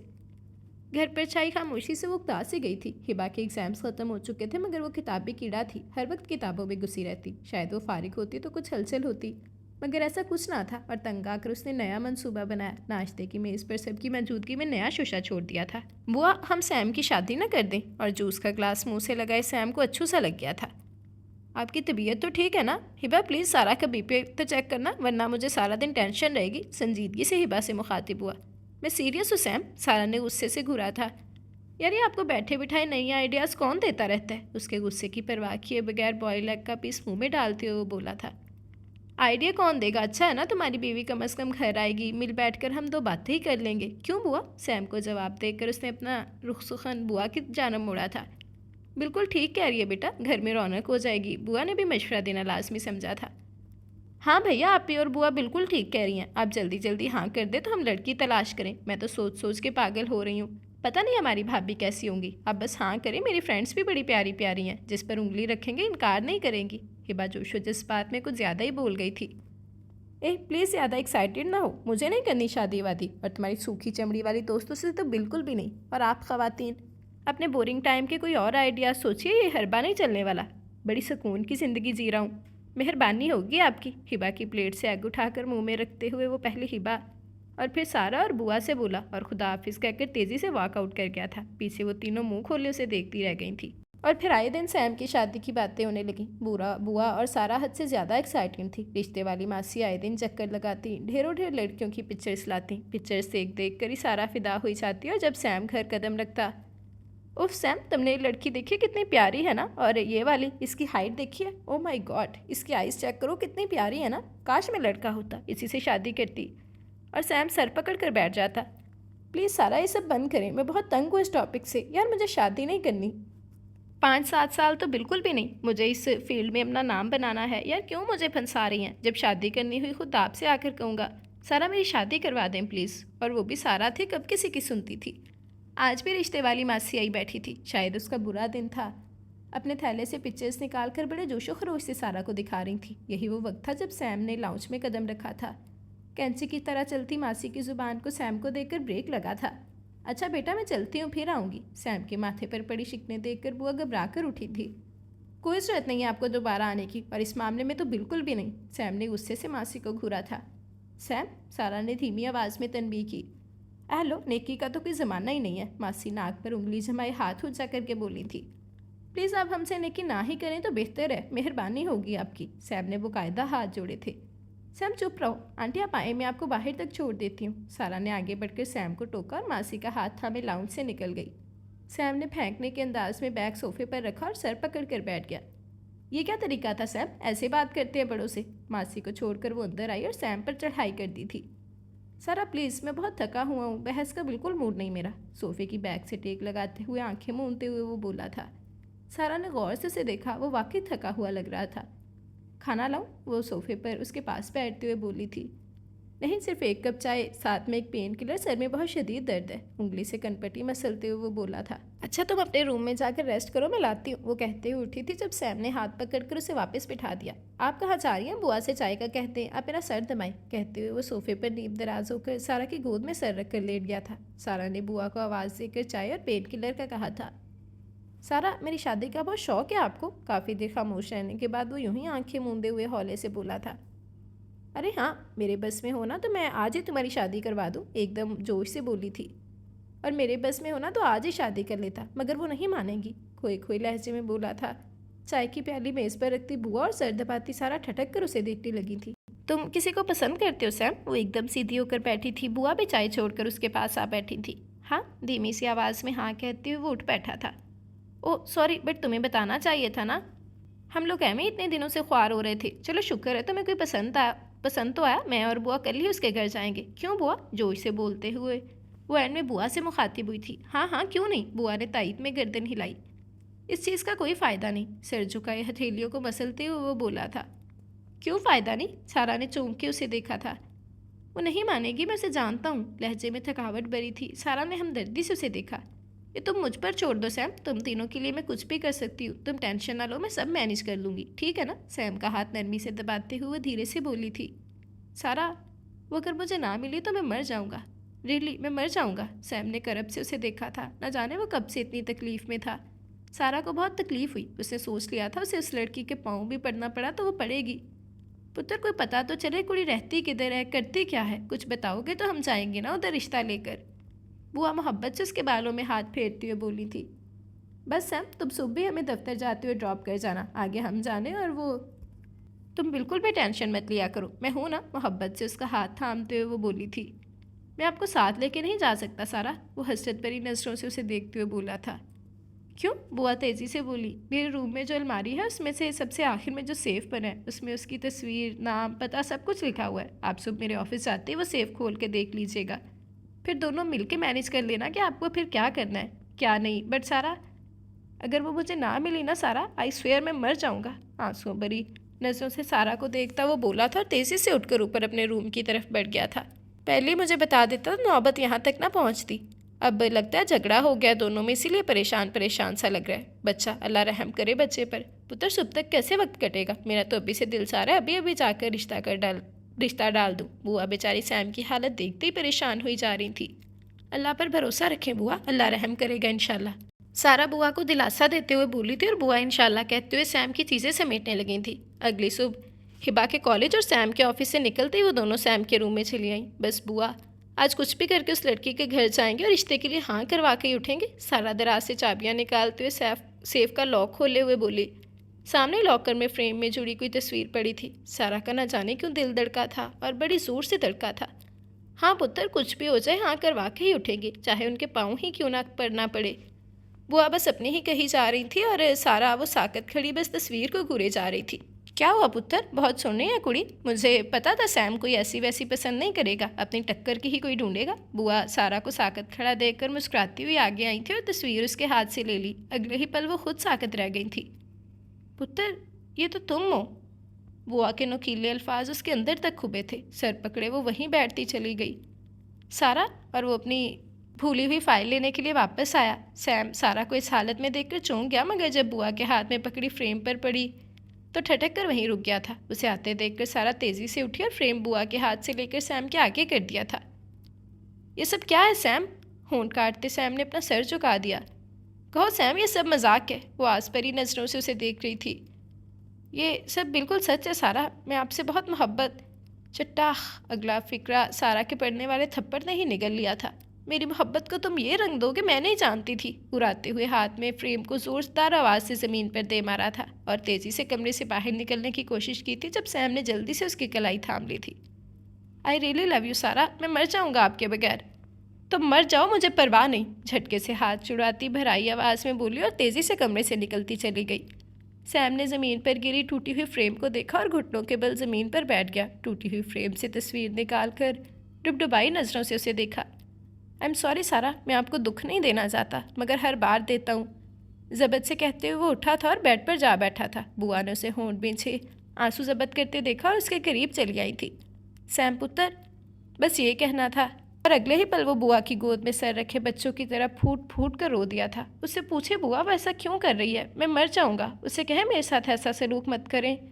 पहले क्यों उन्होंने मुझे अपने इतने करीब किया? अब जब मैं उनका आदी हो गया हूँ उन्हें बुरा लग गया। उन्हें कहे ये सब मत करें, मैं मर जाऊँगा। वो रो रहा था और बुआ उसे देख कर रो रही थी और दिल ही दिल में सारा को समझाने का सोच रही थी। उन्होंने दिल में जो अहद किया था कि लड़की के पाँव भी पड़ना पड़ा तो वो पड़ेंगी, वो इस पर संजीदगी से अमल करने का सोच रही थी। हिबा और अनाबिया ने सुना और शौक में आ गई थी। शौक की कैफियत से निकलते ही जो पहला जुमला उनके मुंह से निकला वो यही था, हमारी भी यही ख्वाहिश थी बुआ, इसमें कोई हर्ज तो नहीं? हर्ज था या नहीं, मगर सारा कुछ सुनने को राजी न हुई। सैम, हिबा, अनाबिया, हत्ता कि बुआ के समझाने पर बुआ से भी बोलचाल बंद कर दी थी। वो मुझसे 2 छाल छोटा है, कम से कम वो इसी चीज़ का लिहाज कर लेता। हर किसी से बस यही कहती और गुस्सा चीज़ों पर निकालती। जब देखती असर किसी पर नहीं हो रहा तो तनफन करती अपने कमरे में जा बंद होती। सैम ने हर बार उससे बात करना चाहिए, मगर वो कोई मौका ही ना देती। बुआ ने उसे बताया कि सैम को बहुत तेज़ बुखार है, वो होश में नहीं। वो एकदम घबरा उठी, मगर अगले ही पल वो बैठ गई कि वो उससे नाराज़ है। अपने कमरे में ही बैठ कर डॉक्टर को फ़ोन मिलाया और घर बुलाया था। बुआ के हाथ मेडिसिन भेजी, मगर खुद उसे देखने तक ना गई और वो भी सैम था। सारा को बुलवाएं वरना मैं मेडिसिन नहीं खाऊंगा। बुआ सर पकड़ कर बैठ गई। हिबा सारा को मिन्नतें करती, मगर वो ना गई। न सैम ने मेडिसिन खाई। उसी रात सैम खुद बुखार में चलकर उसके पास आया था। मेरे साथ ऐसा मत करें सारा, मुझे 2 साल के फ़र्क से कोई फ़र्क नहीं पड़ता। वो परेशान था। तुम्हें मेरे रूम में आने की इजाज़त किसने दी? वो भड़क उठी थी। मैं मर जाऊँगा सारा, वो तड़प उठा था। तुम मर जाओ, जान छोड़ो मेरी। वो ज़ोर से चीखी और ज़ोरदार धक्के से उसे कमरे से बाहर फेंका। कमज़ोरी की वजह से वो सामने लगे पिलर से जा टकराया। सर पर चोट भी लगी, मगर उसे परवाह नहीं थी। सारा बात तो सुने प्लीज़। सारा दरवाज़ा तो खोलें। वो सारी रात दरवाज़ा पीटता रहा, मगर परवाह किसे थी। सारी रात वो बेचैन रही और न जाने रात की किस पहर जाके उसकी आंख लगी थी। वो रात घुटन भरी थी या उसे लगी थी। उसका सांस घुट रहा था। घुटन की वजह से उसकी आंख खुली थी। कमरे में लाइट बंद थी। उसने लाइट जलाने की कोशिश की तो पता चला कि बिजली गई हुई थी। न जाने क्यों बाहर किसी ने जनरेटर भी क्यों ना चलाया था। वो घबरा के उठी, मगर ये क्या, उसके निचले दहड़ में न जाने क्यों जान जैसे ख़त्म हो चली थी। तभी कमरे का दरवाज़ा चढ़ की आवाज़ से खुला था। हल्की सी रोशनी की धार कमरे में फैली थी। सुनो, कोई है तो प्लीज़ पानी के 2 घूंट पिला दो, उसने कहना चाहा, मगर आवाज़ हलक में ही दब कर रह गई थी। उसे लगा कमरे में लंबे लंबे साए मौजूद हों और उसकी तरफ बढ़ रहे हों। उसने चीखना चाहा, मगर आवाज़ घुट गई। तभी कमरे की दहलीज पर कोई आन रुका, सफ़ेद कपड़ों में। जब वो उसके करीब आया तो उसने देखा वो सैम था। वो उसके ऊपर झुका। सैम, पानी, उसे कहना चाहा, मगर आवाज़ ना निकली। सैम, सारा मैं आपको लेने आया हूँ, चलेंगे ना मेरे साथ? वो उस पर झुका पूछ रहा था। तभी उसने देखा उसके जिस्म से एक और जिस्म निकला था और वो देखकर हैरान रह गई। वो खुद थी, मगर वो तो लेटी हुई थी और जो सामने थी वो भी वही थी। वो डर गई। उसने देखा कि वो मुस्कुराई है और सैम ने उसका हाथ थाम लिया था और आहिस्ता आहिस्ता चलते वो दोनों कमरे से निकल गए थे। दरवाज़ा पहले की तरह बंद हो गया था। कमरे में दोबारा अंधेरा छा गया था। सैम, उसका वजूद वहीं पड़ा रहा। सैम, वो बुरी तरह वो वहीं पड़ी चीखती रही, मगर उसकी आवाज़ किसी ने ना सुनी। सैम, वो एकदम घबरा कर उठी थी। सैम, उसकी ज़ुबान पर अभी तक वही लफ्ज़ थे। गले में कांटे चुभ रहे थे। मेज़ से भरा पानी का ग्लास उठाकर उसने घटाघट चुड़ा लिया था। हवास बहाल हुए थे। छत लेटी वो कितनी देर छत को घूरती रही। न जाने दिल क्यों घबरा रहा था। ख्वाब? उसका ध्यान ख्वाब की तरफ गया। न जाने कैसा ख्वाब था। एकदम उसे घुटन का एहसास हुआ। वो तेज़ी से उठी और दरवाज़ा खोलकर निकल आई। अगले ही पल वो ठठक कर रुकी। उसके सामने वाला रूम सैम का था, जिसकी लाइट ऑन थी। दरवाज़ा भी नीम हुआ था। वो खुद को घसीटती दरवाजे के करीब आई। कमरे का अंदरूनी मंजर सामने था। सामने ही बेड पर ऊंधे मुँह सैम लेटा था। शायद वो सो रहा था। पाँव में हनूस जूते मौजूद थे। वो आवाज़ पैदा करती दरवाज़ा वो बगैर आवाज़ पैदा करती दरवाज़ा खोलकर धीरे से उसके पाँव के जानिब आई। झुक कर आगे देखा। वो वाकई सो रहा था। वो इत्मीनान करती हुई आहिस्तगी से उसके शूज़ उतारने लगी। शूज़ उतार कर पाँव उसके बेड पर रखे और धीरे से कंबल उसे उड़ाते हुए वो मुड़ी थी। अगले ही पल ठठक कर रुक गई। उसने कुछ देखा था क्या? वो झटके से मुड़ी और सैम की हथेली में दबी वो चीज़ देखने लगी। Sleeping pills. Oh my God Sam! अगले ही पल उसने झटके से सैम को सीधा किया था। सैम, आंखें खोलो सैम! वो उस पर चूंकि उसके गाल थपथपा रही थी। सैम ने धीरे से आंखें खोलकर उसे देखा और बड़े आराम से सर सारा की गोद में रख दिया। मगर सारा को परवाह ना थी। परवाह थी तो उसके मुंह के किनारे निकलते खून की, उस नाक के धाने निकलते खून की। ये तुमने क्या किया सैम? आंसू बेआवाज़ गालों पर फिसलने लगे थे। मैं हर बार कोशिश करता हूँ आपको ना रुलाऊं, मगर हर बार रुला देता हूँ। वो धीरे से उसका हाथ थाम कर बोला। सैम, तुम्हें कुछ नहीं होगा। तुम बिल्कुल ठीक हो जाओगे। मैं हूँ ना, तुम फिक्र मत करो। मैं किसी को बुलाती हूँ। वो तेज़ी से कहती उठी जब सैम ने उसके दुपट्टे का पल्लू थाम लिया था। आप तो कह रही थी मैं मर जाऊँ तो आपको फ़र्क नहीं पड़ेगा, तो क्यों परेशान हो रही हैं? ज़ख्मी सी हंसी वो हंसा था। सारा ने डुबडुबाई नज़रों से उसे देखा और पल्लू छुड़वा कर तेज़ी से बाहर भागी थी। अगले 5 मिनट के बाद वो लोग उसे हॉस्पिटल लेकर भागे थे और सारे रास्ते वो और हिबा सैम के बेहोश वजूद को थामे रोती रही थी। वो 3 घंटे जो इमरजेंसी वार्ड में रहा, तीनों की जान सूली पर अटकी रही थी। बुआ तो जब तक सैम की जान खतरे से बाहर ना हुई तब तक उनके नवाफिल ही ना रुके। इमरजेंसी रूम से अगले ही दिन डॉक्टर ने उसे दूसरे रूम में शिफ्ट कर दिया था। अनाबिया की फ़ोन कॉल आई तो वो काफ़ी दिल बर्दाश्ता थी। शामिर को छुट्टी ना मिलने की वजह से वो काफ़ी रोई जा रही थी। सारा और बुआ ने उसे समझा बुझा कर फ़िलहाल आने से रोक दिया था। सैम को भी होश ना आया था। वो बुआ को सैम के पास छोड़कर हिबा को लेकर सैम की कुछ ज़रूरी चीज़ें लेने घर आई थी। कुछ परहेजी खाना भी बनाना था। खानसामा के साथ मिलकर खाना बनाने के बाद वो सैम के रूम में आई थी। वहाँ सब चूं का तूं था, जैसा वो 2 दिन पहले ही छोड़ कर गई थी। अलमारी से सैम की प्रेस शुदा शर्ट निकालते वो ठटकी थी। कपड़ों के पीछे कोई सेफ बना था। क्या था उस सेफ में? यही देखने के लिए उसने सेफ खोला और वो साकत रह गई थी। सामने ही खूबसूरत फ्रेमशुदा तस्वीर थी जिसमें वो मुस्कुरा रही थी। तस्वीर के आसपास बेशुमार गिफ्ट पड़े थे। हर गिफ्ट पर हैप्पी बर्थडे सारा, हैप्पी बर्थडे जान जैसे अल्फाज दर्ज थे। तस्वीर के साथ ही एक रेड कलर की डायरी थी जिसे उसने एहतियात से उठा लिया था। जाने सैम के नाम। पहला सफ़ा खोलते ही उसे झटका लगा था। आसमान में जब कभी मुझे ज़िंदगी का इज़्न मिले, हिसाब हशर में जिस पल मुझे नेकियों का समर मिले, जो बुज़ुर्ग बरतर से मुझे तमाम ही अच्छी आदतों का अजर मिले, मेरी तमाम जायज़ मुखलसाना कोशिशों पर मेरे अमीर सर का महल मिले, तो मैं बस सब कुछ यूं ही छोड़ दूं, हर अच्छे काम के बदले अपने रब से तुम्हें मांग लूं। मेरे रिज़ाए दिल है ये कि मुझे तुम मिलो, बस तुम मिलो। अगले सफ़े पर ये जज्बात रकम थे। उसने घबरा कर दरमियान से कई सफ़ात आगे कर दिए थे। मैं जानता था कि जब मैं सारा से इजहार करूँगा तो वह नाराज़ होंगी, मगर इतना होंगी मैं नहीं जानता था। वो मुझसे बात नहीं कर रही, मुझे देखते ही कमरे में घुस जाती है। वो कहती है मैं मर जाऊँ उन्हें फ़र्क नहीं पड़ने वाला, मगर मैं जानता हूँ अगर मैं मर जाऊँ तो उन्हें बहुत फ़र्क पड़ेगा। वो मेरे सामने बनती है, मुझे इग्नोर करती है, कहती है मैं उनसे 2 साल छोटा हूँ। तो क्या हुआ छोटा हूँ, मुझे इन 2 सालों से फ़र्क नहीं पड़ता। उन्हें दुनिया का डर है। वो ये नहीं जानती कि वो मेरा दिल तोड़ रही हैं। या अल्लाह, सारा का दिल मेरी तरफ मोड़ दे, वो भी मुझसे मोहब्बत करने लगे। आगे जिस बात की बरमार थी उसने आहिस्तगी से डायरी बंद कर दी। तभी एक पिक्चर डायरी से निकलकर उसके कदमों में जा गिरी। उसने झुककर पिक्चर उठाई थी। पिक्चर में उसके हाथ में आइसक्रीम थी और वो गर्दन पीछे गिराई बेतहाशा हंस रही थी। उसके हाथ में थामी आइसक्रीम को सैम दोनों हाथों में दबोचे खाने की कोशिश कर रहा था। और वो हाथ खींच रही थी, जिसके नतीजे में आइसक्रीम सैम की नाक और हथौड़ी पर लगी साफ नजर आ रही थी। उसे याद आया वाकया तो तब हुआ था जब सैम उसे राजी करके आइसक्रीम खिलाने लाया था, मगर उसने ये पिक्चर कब बनवाई थी उसे बिल्कुल याद ना था। गहरी सांस भरती उसने तस्वीर को पलट कर देखा। पीछे लिखा था, ये जानकर खुशी हुई कि उसे भी मेरे दुख का एहसास है। आज उसने कह दिया, इतने उदास हो तो मर क्यों नहीं जाते। सारा ने कर्ब से आंखें मूंद ली थी। बहुत से आंसू तेजी से गाल पर फिसलते चले गए और वापस जब वो हॉस्पिटल पहुंची तो होश में आने के बाद सैम ने एक ही बात की थी, अब तो बचा लिया, अगली बार नहीं बचा सकोगे। सारा ने रोती हुई बुआ और हिबा को देखा और सिर्फ कहा, तो बस इतना, मैं शादी के लिए तैयार हूँ। हिबा बुआ हता के लेटे हुए सैम ने झटके से आंखें खोलकर उसे देखा था। वो खुश था और बेइंतहा खुश था। खुशी उसके अंग अंग से फूट रही थी। वो क्यों ना खुश होता। आज उसकी ज़िंदगी उसके नाम हो चली थी। आज बारात थी और मुस्कुराहट थी कि मुसलसल उसके होंठों से चिपकी पड़ी थी। और बुआ बार बार उसकी नज़र उतार रही थी, दम कर करके फूंक रही थी। स्टेज पर सारा संजीदा शक्ल लिए बैठी थी, मगर सैम को परवाह ना थी। उसे उसकी सारा मिल रही थी, बाकी बाद में देखा जाएगा।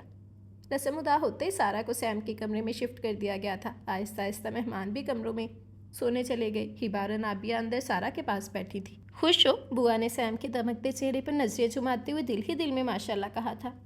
बहुत ज़्यादा। अब जानती नहीं बुआ, मेरा दिल चाह रहा है चीख चीख कर सारी दुनिया को बताऊं कि जिसे मैं बचपन से चाहता आया हूँ वो आज मेरी हो गई है। बुआ के हाथ हाथों में दबाए वो खुशी से आंखें मीचते हुए बोला था, खुदा तुम दोनों की जोड़ी सलामत रखे, आमीन। मगर पुत्र सारा बहुत नाराज़ है। इस 10 दिनों में उसने ना मेरे से, ना हिबा से, अनाबिया से किसी से भी ढंग से बात नहीं की, ना ढंग से खाना खाती है। तुम पर भी गुस्सा हुई तो खामोशी से सुन लेना, थोड़ा टाइम लगेगा फिर ठीक हो जाएगी। बुआ उसे प्यार से समझाते हुए बोली थी। आप फिक्र ही ना करें बुआ, मैं हूं ना, मेरी मोहब्बत के आगे वो खुद ही हार जाएंगी, देखना। वो मजबूत लहजे में बोला। आ जाओ, शाबाश, सारा इंतज़ार कर रही होगी। बुआ ज़रा सा उसका कंधा थपथपाती हुई उठी और वो भी बुआ के हाथ पे बोसा देते हुए उठ खड़ा हुआ था। ऊपर चढ़कर जब वो अपने रूम की तरफ बढ़ा, हिबा और नाबिया अपने रूम में जाते हुए रुककर होंठ दबाए मुस्कुराहट छुपाने लगी थी। वट? सैम ने अब्रू उठाकर उन्हें देखा था।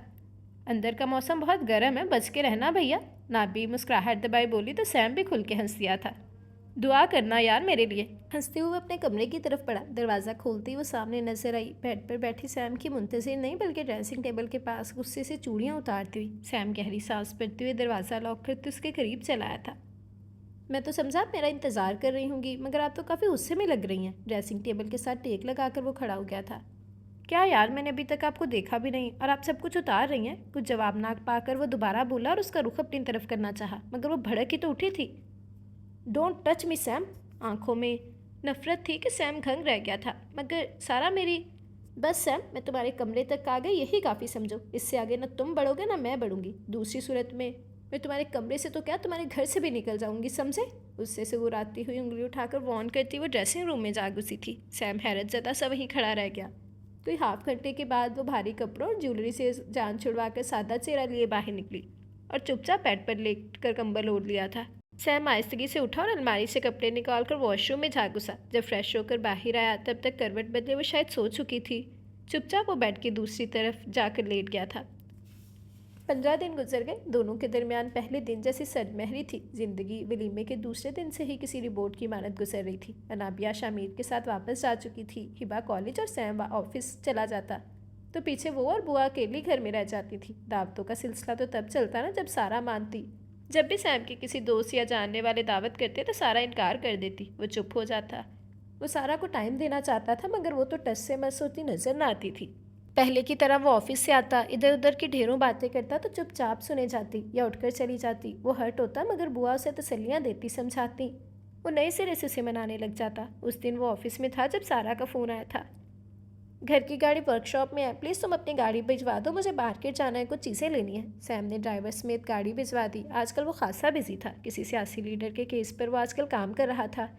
हिबा सैलाब ज़दगान के सिलसिले में अपनी टीम के हमरा आजकल एक गांव में कैंप लगाए हुए थी और बुआ 2 दिन पहले ही गांव अपने बेटे से मिलने गई थी। वो और सारा घर ही थे। सारा की नाराज़गी हनूज बरकरार थी। आज की कॉल भी हिबा और बुआ के ना होने की वजह से उसने खुद की थी, वरना उन्हें में से किसी से करवा लेती। उसे याद आया उसे आज रहमान मलिक सियासी लीडर से हर हाल में मिलना था। 2.5-3 घंटे बाद जब वो काम से फारिग हुआ तो उसे ख्याल आया कि जाने से पहले रहमान मलिक की सेक्रेटरी को ही बता दे कि वो आ रहा है। फ़ोन की चौथी बेल पर उनकी सेक्रेटरी ने कॉल उठाई थी। सॉरी सर, आज आप उनसे नहीं मिल सकते। उनके एक रिश्तेदार की आज सुपरमार्केट में होने वाले बम धमाके में डेथ हो गई है। उसके सलाम के जवाब के बाद सेक्रेटरी ने उसे बताया था। कब तक मुलाकात मुतवक्के है? सैम ने पूछा था। जी, ये मैं सर से कंफर्म करके आपको इत्तला कर दूंगी। सेक्रेटरी के खुदा हाफिज कहते वो फ़ोन बंद करके सीधा हुआ। अगले ही पुल झटके से उठ खड़ा हुआ था।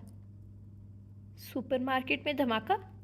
Oh my God! सारा भी सुबह वहीं जाने का कह रही थी। उसे 3 घंटे पहले की गई सारा की फ़ोन कॉल याद आई। अगले ही लम्हे उसके हाथ तेज़ी से सारा का नंबर मिला रहे थे।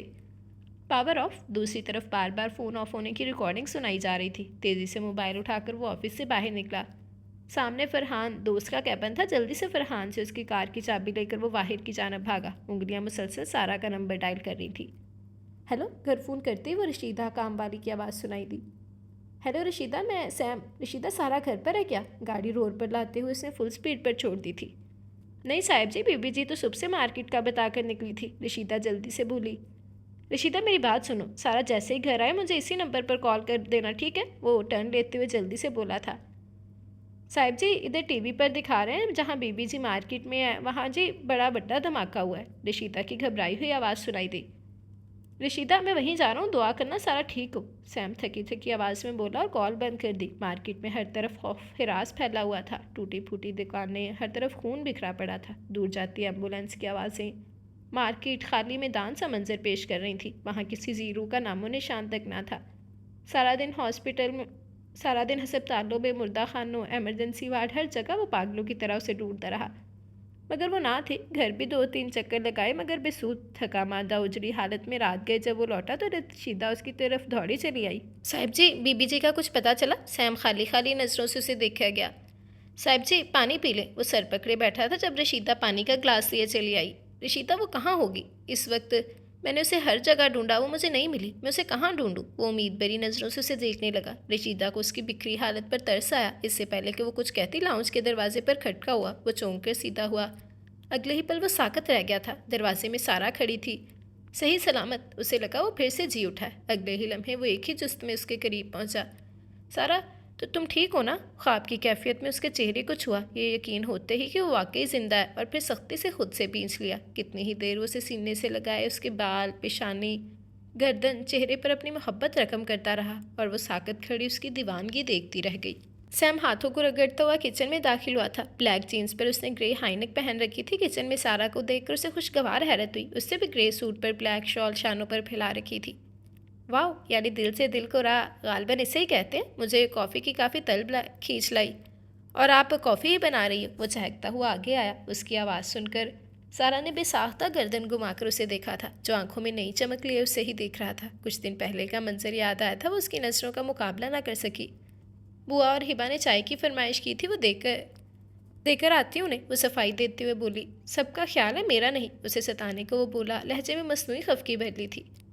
जानती हूँ सर्दियों में तुम्हें कॉफ़ी बहुत पसंद है, मैं बस देने ही आ रही थी। न जाने क्यों उसे लगा कि उसे नज़रअंदाज करने पर वो खफा हो गया। जल्दी से बोली थी। उसे सारा के हाथ की कॉफ़ी बहुत पसंद थी, और वो हमेशा से ही उसी से ही बनवा कर पीता था। कॉफ़ी के मग के साथ बॉयल अंडे सारा ने उसके सामने रखे थे। बैठे ना, साथ में कॉफ़ी पीते हैं। उसे बाहर की जानब जाता देखकर वो बेसाख्ता बोला था। सारा ने मुड़कर उसे देखा। नहीं, मुझे नींद आ रही है, कहती हुई बाहर निकल गई। मुस्कुराहट बेसाख्ता होंठों पर रेंगी थी। उसके प्यार का जादू काम आ रहा था, यानी वो आहिस्ता आहिस्ता ही सही लाइन पर आ रही थी। आज हिबा की फरमाइश पर वो किचन में घुसी हुई थी। आम दिनों में खान साहबा खाना बनाता था, मगर आज हिबा ने पुलाव की फरमाइश की थी, जो उसे सारा के हाथ के ही पसंद थे। पुलाव दम पर था। रायता बनाकर फ्रिज में वो रख चुकी थी। कबाब पैन में फ्राई हो रहे थे, और वो खुद सलाद काट रही थी। सैम इस वक्त ऑफिस में था। उसका टेक्स्ट आया था। मैं भी खाऊंगा पुलाव कबाब। क्या कर रही हो? उसके जवाब में सारा ने लंच के मुतल्लिक बता दिया था। मेन्यू सुनकर उसके मुंह में पानी आ गया था। वो जानती थी पुलाव कबाब हिबा और सैम की फेवरेट डिश है। आ जाओ लंच पे। सारा ने जल्दी जल्दी टाइप किया। दूसरी तरफ सैम हैरत से बार बार उसका मैसेज पढ़ रहा था। आज वाकई हैरत अंगेज दिन था। वो ना सिर्फ उसके मैसेजेस का रिप्लाई कर रही थी, बल्कि उसे लंच पे घर भी बुला रही थी। नहीं आ सकता ना यार, एक केस पर काम कर रहा हूँ, कल अदालत में लाजमी जमा करवाना है। आप ऐसा करें, ड्राइवर के हाथ भिजवा दें। सैम ने मजबूरी बताकर हल भी पेश कर दिया था। हाँ, ये भी ठीक है, मैं भिजवा देती हूँ, बट तुम याद से खा ज़रूर लेना। ये ना हो कि काम के पीछे खाना खाना ही भूल जाओ।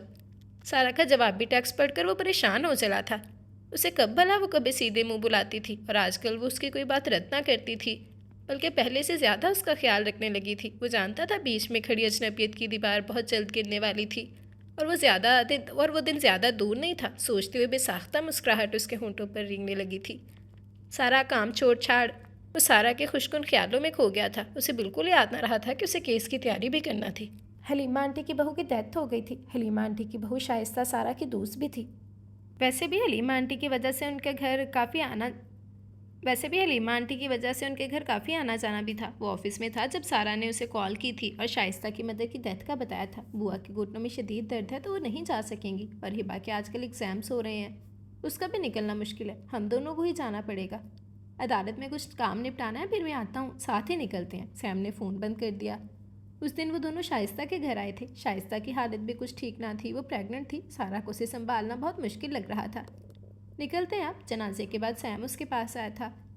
हलीमा आंटी लोग तो आज रुकेंगे, मेरे ख्याल से मुझे भी रुक जाना चाहिए। हलीमा आंटी ने हर मुश्किल वक्त में हमारा साथ दिया है, हमें भी इस वक्त उन्हें अकेला नहीं छोड़ना चाहिए। वैसे भी शाइस्ता की तबीयत कुछ ठीक नहीं, हलीमा आंटी कहाँ संभालती फिरेंगी उसे।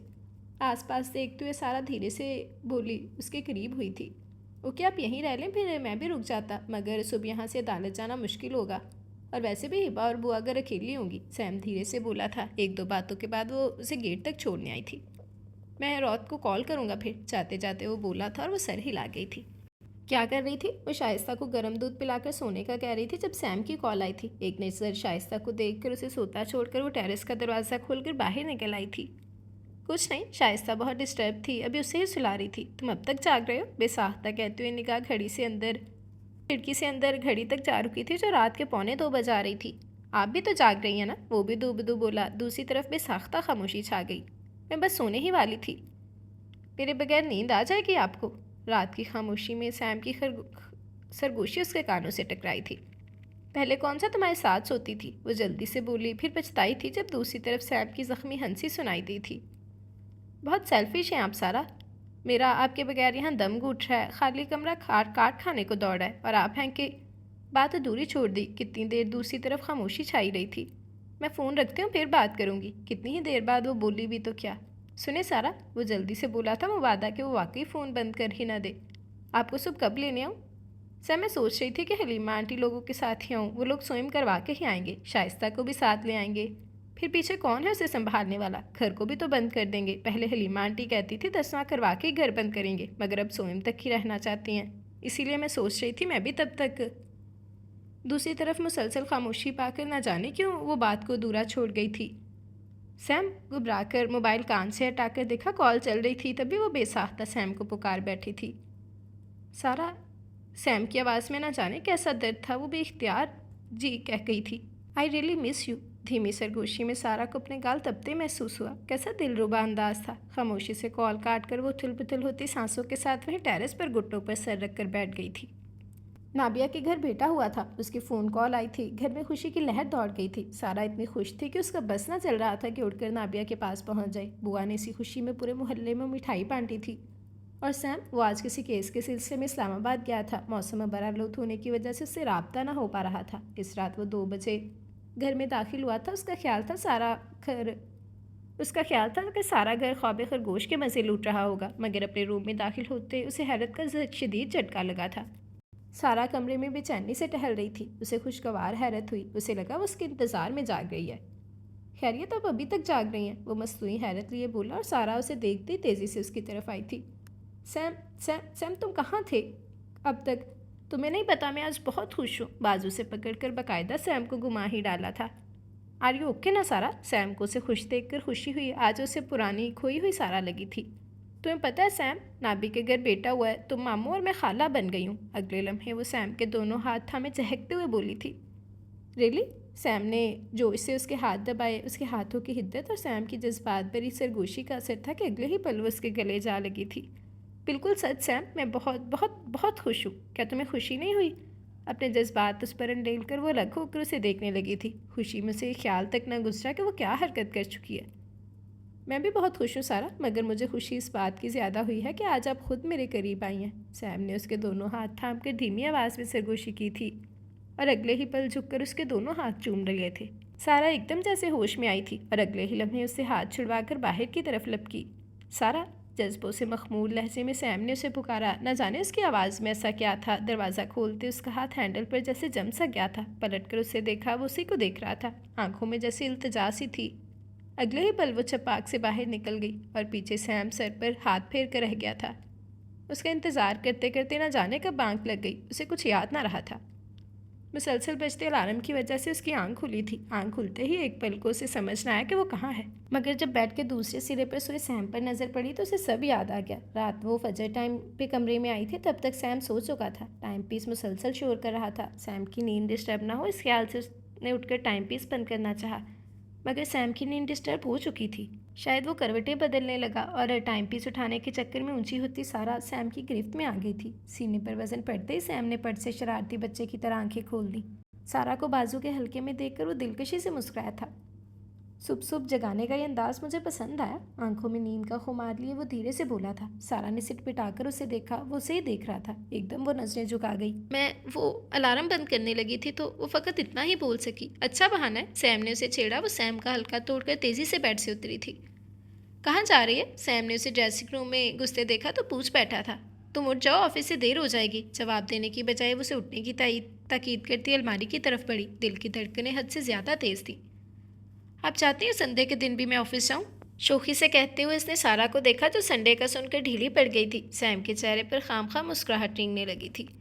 बीवियाँ तो संडे का सुनकर इतना खुश होती हैं कि शौहर के साथ टाइम स्पेंड करेंगी। एक आप हैं कि मेरे घर में होने का सुनकर ही अफसरदा हो जाती हैं। सैम ने उसे छेड़ा था। ऐसी कोई बात नहीं। सैम के निकाले कपड़े वापस अलमारी में सेट करते वो बोली थी। रियली? ऐसी बात नहीं तो फिर आप खुशी महसूस करती हैं मेरे घर रहने पे? वो जोर से बोला था। अब मैंने ऐसा भी नहीं कहा, कहती हुई वो छपाक से वॉशरूम में घुस गई थी और सैम धड़म से दोबारा बिस्तर पर गिर गया था।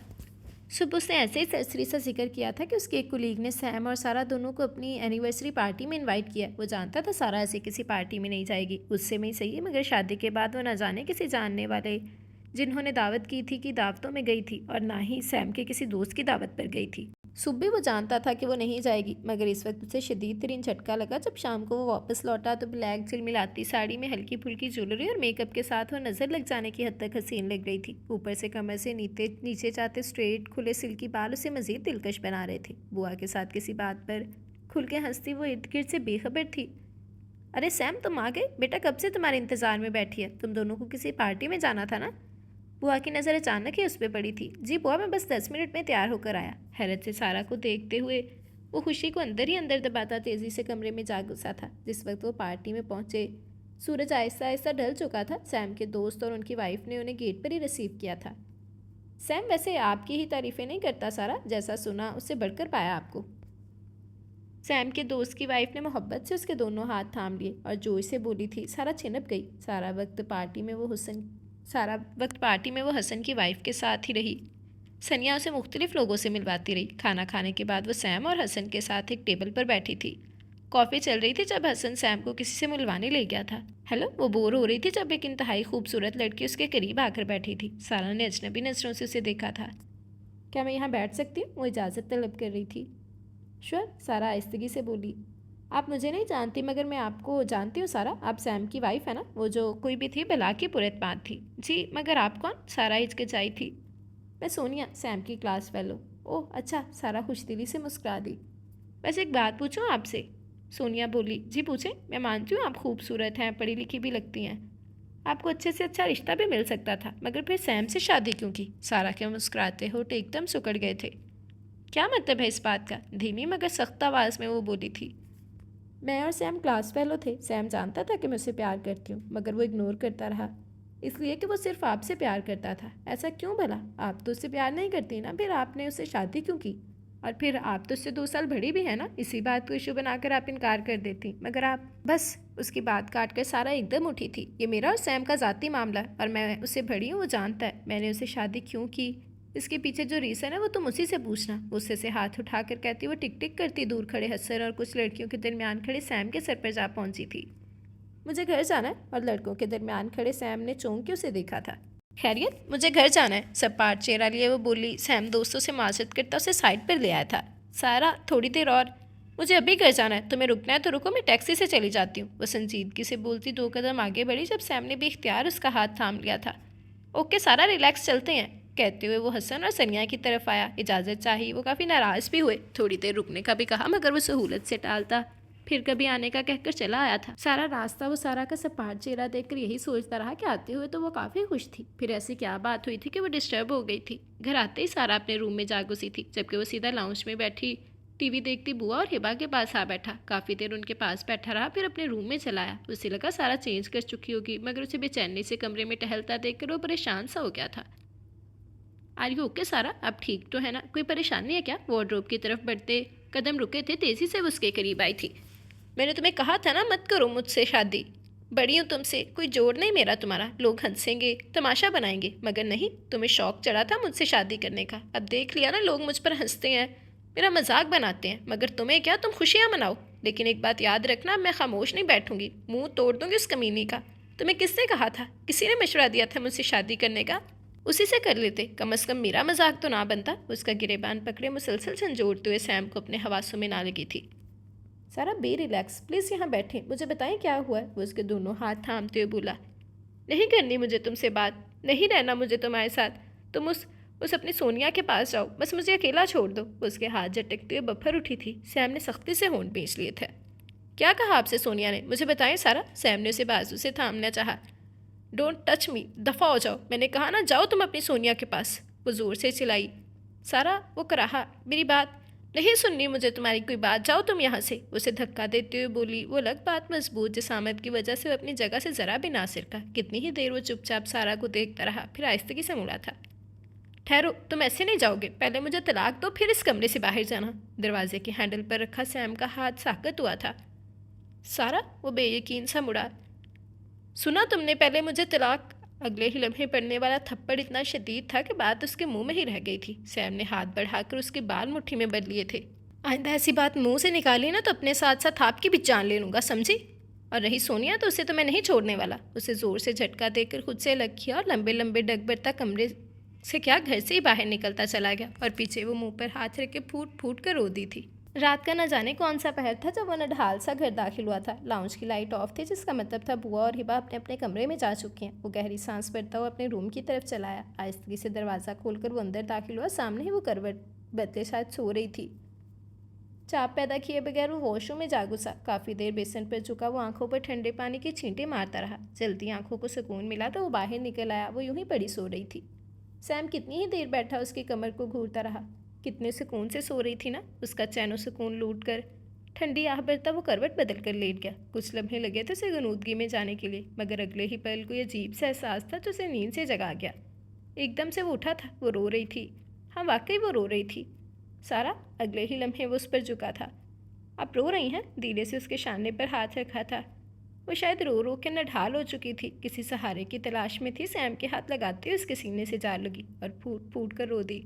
वो अपनी जगह साकत रह गया था। सारा, क्यों रो रही है यार? वो परेशान सा हुआ था। सैम ने उसका चेहरा ऊपर करना चाहा, मगर वो मज़ीद उसके साथ चिमट गई थी।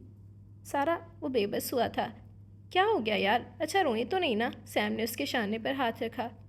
तुमने मुझे मारा क्यों? आंसू भरी आंखें लिए उसे देख रही थी। सैम को लगा वो इंजील जैसी आंखों में डूब जाएगा। आई एम सॉरी सारा, आपने बात भी तो ऐसी की थी ना, मुझसे बर्दाश्त नहीं हुआ। आपने सोच भी कैसे लिया मुझसे अलग होने का? ये सोच कर ही मेरी सांस रुकने लगती है और आप। वो बात अधूरी छोड़कर उसे देखने लगा। मैं एक लड़की जब दूसरी लड़की से सुने कि उसका शौहर कॉलेज लाइफ में उसके साथ अफेयर चला चुका है तो उसे कैसा लगेगा? वो रोना छोड़कर गुस्से से उसे घूरने लगी थी। वो झूठ बोल रही थी सारा, कम से कम आपको मेरे पे भरोसा तो होना चाहिए ना। हाँ, ये सच है, वो मेरी फ्रेंड रही है, मगर जब मुझे उसकी पसंदीदगी का इल्म हुआ मैंने उसे वार्न कर दिया। उसे बता दिया कि मैं सिर्फ आपसे मोहब्बत करता हूँ। बाकी उसने झूठ क्यों बोला मैं नहीं जानता। यही पूछने अभी मैं उसके घर गया था, मगर वो मुझे अपने घर नहीं मिली। सुबह मैं फिर जाऊँगा। मैं तुम्हारी जान निकाल लूँगी अगर अब तुम मुझसे मिलने गए या कभी बात भी की तो। सैम की बात काट कर वे एकदम गुस्से से गुराई थी। सैम ने हैरानगी से उसे देखा। अगले ही लम्हे शरारत उमड़ आई। कमर में हाथ डालकर उसे मज़ीद करीब किया था। मैं तो चाहता हूँ यार मेरी मौत आपके हाथों से ही हो। तो आप रेडी हैं क्या? शरारत से उसकी आंखों में झांका। किस चीज़ के लिए? वो नासमझी से उसे देखने लगी।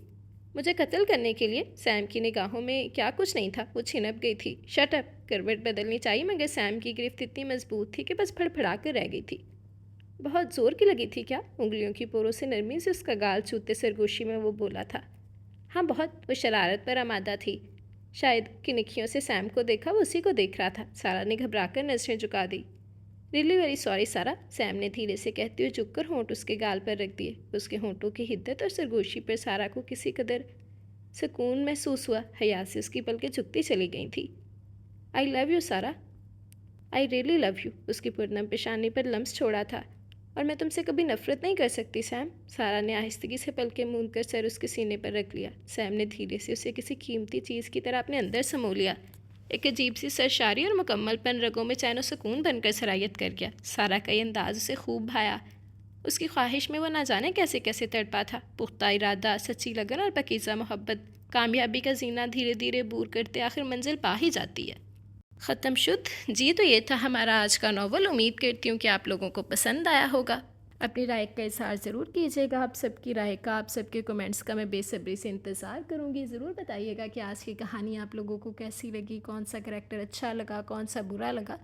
वैसे सिवाय मनहूस चचा चची के जो स्टार्टिंग में थे, उनके अलावा तो कोई भी करैक्टर बुरा नहीं था। ओवरऑल स्टोरी अच्छी थी, मुझे स्टोरी बहुत पसंद है। तो आप लोग भी ज़रूर बताइएगा कि आप लोगों को कैसी लगी। आप सबकी राय का, आप सबके कमेंट्स का बेसब्री से इंतज़ार करूँगी। इसके अलावा जिसे अभी तक चैनल सब्सक्राइब नहीं किया, जल्दी से चैनल सब्सक्राइब कर लें, बेल आइकन दबा दें ताकि हर आने वाली नई वीडियो आपको मिलती रहे। लाइक, कमेंट और शेयर करना मत भूलें, ठीक है जी। जी, तो हमारे नावल का नेम था मेहारी पिया बाय निदा अली अब्बास। उम्मीद करती हूँ कि कहानी आपको अच्छी लगी होगी। मुझे ज़रूर बताइएगा कि स्टोरी कैसी लगी। आप सबकी राय का, आप सबके कमेंट्स का बेसब्री से इंतज़ार रहेगा। वैसे हमारे मुआशरे का ये अलमिया है कि मर्द चाहे 15-20 साल भी बड़ा क्यों ना हो तो वो एक्सेप्टेबल है। एक्सेप्ट करते हैं लोग कि ठीक है, एज डिफरेंस है, शादी हो गई। लेकिन अगर मर्द औरत बड़ी हो तो तल हकीकत है हमारे मुआशरे की कि सबसे पहले तो लोग ही जीने नहीं देते। लोगों के ही मुंह बंद नहीं होते कि हैं बड़ी औरत ले आई, अपनी माँ की उम्र की से शादी कर दी, फलाना कर दिया, ढमकाना कर दिया। तो ये चीज़ नहीं होनी चाहिए। इतने डबल फेस लोग नहीं होने चाहिए कि एक चीज़ मर्द की तरफ से एक्सेप्टेबल है तो औरत की तरफ से एक्सेप्टेबल नहीं है। तो क्यों नहीं है भाई। तो बाकी ओवरऑल स्टोरी मुझे बहुत पसंद आई। आप लोग ज़रूर बताइएगा कि आपको कहानी कैसी लगी। आप सबकी राय का, आप सबके कमेंट्स का मैं बेसब्री से इंतज़ार करूँगी। तो चले हम एक दफ़ा अपना कमेंट सेक्शन देख लेते हैं, फिर अपनी वीडियो एंड करेंगे। वैसे डॉक्टर ऑन वाला जो नावल था, मुझे वो स्टोरी अच्छी लगी थी। गला फिर से ख़राब हो रहा है मेरा। तो मुझे वो स्टोरी अच्छी लगी थी, मुझे पसंद आई। आप लोगों ने क्यों रिस्पॉन्स नहीं दिया भाई। अच्छी स्टोरी थी, बेशक शॉर्ट सी थी लेकिन स्टोरी ओवरऑल अच्छी थी। तो आप लोगों की तरफ से रिस्पॉन्स नहीं मिला, बहुत मायूसी हुई। तो रिस्पॉन्स लाजमी दिया करें, ठीक है ना। चलिए हम कमेंट सेक्शन देखते हैं। सबसे पहले मोहम्मद तुफ़ैल का कमेंट है, अस्सलाम वालेकुम आपी जान, कैसी हैं आप। वालेकुम अस्सलाम, अल्हम्दुलिल्लाह मैं बिल्कुल ठीक हूँ। आप कैसी हैं। नावल बहुत अच्छा था, बहुत शुक्रिया आपका, thank you very much. Then Shabnam Bashir कह रही हैं सैड। कौन सा नावल सैड था भाई ये। रूड जालिम हीरो, खून बहा, फेडरल सिस्टम। अच्छा जी, इस वाला बिल्कुल यार। सैड मुझे गुस्सा बढ़ाया हीरो पर कि यही बात फिर वही आ जाती है कि ये जो लोगों का दोगलापन है ना, ये मुझसे बर्दाश्त नहीं होता कि जब यही चीज़ अगर मर्द ने की होती तो उसे माफ़ी मिल जाती कि औरत माफ़ी मांग, उसने औरत से माफ़ी मांग ली और उसने माफ़ कर दिया। जब हल्की सी शरारत एक लड़की ने कर दी तो वो उसे उम्र भर की सज़ा दे रहा है, तो वाकई अच्छा नहीं था ये। देन आमिना मलिक कह रही हैं अस्सलाम वालेकुम, कैसी हैं आप। वालेकुम अस्सलाम, अल्हम्दुलिल्लाह आमिना मैं बिल्कुल ठीक हूँ। सबसे पहले तो आप मुझे ये बताएं कि आप कहाँ गायब रही हैं इतना अर्सा, बहुत देर बाद आई हैं आप। और स्टोरी बहुत अच्छी थी बट छोटी थी। थैंक यू वेरी मच, आपको अच्छी लगी, मुझे खुशी हुई। आगे भी आपकी राय का इंतज़ार रहेगा। देन आबिद ने दूसरी शादी की है क्या, प्लीज़ कोई बताए। कोई भी ना, प्लीज़ वो भी ना करे। ये क्या था। आबिद ने दूसरी शादी की है क्या, प्लीज़ वो भी ना करे। नहीं भाई, उसने दूसरी शादी नहीं की, उसकी पहली शादी है, उसे अकल आ गई थी। देन ज़ैनब सगीर कह रही हैं बहुत अच्छी, thank you very much Zainab Sagir. Wasiya Khan कह रही है nice novel, thank you very much Wasiya. Shazia कह रही है वालेकुम अस्सलाम सिस, नावल अच्छा था और ज़बरदस्त। और अच्छे लोग चाहे नौकर ही क्यों ना हो अच्छे ही रहते हैं, और बुरे लोग लाखों के मालिक ही बन जाएं बुरे ही रहते हैं। बिल्कुल नो डाउट इस बात में, आप बिल्कुल सही कह रही हैं। शहनाज और सोनिया, अफसोस होता है ऐसे लोगों पर। और माली बाबा ज़बरदस्त, थैंक यू वेरी मच, आपको अच्छा लगा, मुझे खुशी हुई। आगे भी आपकी राय का इंतज़ार रहेगा। और बिल्कुल यार, जो आपका माल है, दौलत है आपकी, वो आपके लिए आजमाइश ही है। और कुछ लोग ही होते हैं जो इस आजमाइश पे पूरे उतरते हैं, वरना ज़्यादातर तो गलत राह ही चुन लेते हैं। तो बस अल्लाह पाक सबको अपने ईमान में रखे और इस दौलत की हवस से महफूज रखे। देन गेमिंग फैंटेसीज कह रहे हैं फिट्टे मुँह तुम्हारा, मेरा 1 घंटा ज़ाया कर दिया। क्या कहूँ मैं ऐसे लोगों को। आप लोग अब मुझसे ख़ुद बताएं कि आप लोगों को नहीं पसंद आ रहा। मैंने आप लोगों से पहले बकवास किया कि आप लोग मेरा चैनल छोड़ के जा सकते हैं। मैं सिर्फ उन लोगों के लिए रिकॉर्ड करती हूँ जो मुझे पसंद करते हैं। आपको ठीक है नॉवल पसंद नहीं आया, आप नॉवल पर राय दें, मैंने आपको हक दिया इस चीज़ का कि आप नॉवल पर राय दें। आप नॉवल को जितना मर्जी बुरा भला कहें कि आपको यहाँ पे चीज़ अच्छी नहीं लगी, यहाँ पे अच्छी नहीं लगी। मैंने कुछ रूल्स बनाए थे और वो पहले दिन से आज तक कायम है। सबसे पहली बात ये कि मैं गालम गलोच बिल्कुल एक्सेप्ट नहीं करूँगी, बिल्कुल भी एक्सेप्टेबल नहीं है वो मेरे चैनल पर, चाहे वो आप कहानी के बारे में राय देते हुए ही क्यों ना बात करें। दूसरी बात, राइटर के बारे में मैंने आपको कोई हक नहीं दिया कि आप राइटर के बारे में कुछ नहीं बोलेंगे, ठीक है, उसके लिखे पे आप लोग राय दें, और आप बकवास आके खुद मेरे बारे में कर रही हैं। तो ऐसे लोगों का सिर्फ एक ही हल है, ये लें, 1 मिनट, ब्लॉक होंगे आप, ये लें, आपकी मेरे चैनल पे कोई जगह नहीं है। और मैं बाकी सबको भी बता रही हूँ कि गालम गलोच एक्सेप्टेबल नहीं है, ठीक है। आप लोगों को नावल पसंद नहीं आ रहा, आप नावल के बारे में राय दें, आपका 1 घंटा ज़ाया हुआ। आप मुझे बताएं कि आपको मुझे स्टोरी अच्छी नहीं लगी, मेरा 1 घंटा ज़ाया हो गया है, तो बहुत बुरी स्टोरी थी, ओके ठीक हो गया, मुझे पता चल गया आपको पसंद नहीं आई। फिट्टे मुँह तुम्हारा, फलाने का ढमकाने का क्या तुक क्या बनती है ये बकवास करने की आप लोगों की। तो आप लोगों के लिए मेरे चैनल पे कोई जगह नहीं है, सीधी सी बात है। मैं सिर्फ उन लोगों के लिए ये रिकॉर्डिंग करती हूँ जो मुझे सुनते हैं, मुझे पसंद करते हैं, ठीक है। अपनी राय देते हैं वो लोग, उन्हें जिन्हें पसंद नहीं आता मैं उनका एक्सेप्ट करती हूँ कि आपको ये स्टोरी अच्छी नहीं लगी, ठीक है, होगा इसमें कोई फॉल्ट, एक्सेप्टेबल है, ठीक है, आपको पसंद नहीं आया। लेकिन ये मिस यूज़ वर्ड्स और बकवास करना ये मैं बिल्कुल भी एक्सेप्ट नहीं करूँगी। मैंने पहले दिन ये बात बोली थी कि मैंने चैनल इस वजह से नहीं बनाया कि मेरे फॉलोअर्स बहुत ज़्यादा हों, मुझे बहुत से लोग फॉलो करें, ठीक है। जहाँ पर प्यार करने वाले लोग होते हैं वहाँ पर हेटर्स भी होते हैं, ये चीज़ मैं एक्सेप्ट करती हूँ।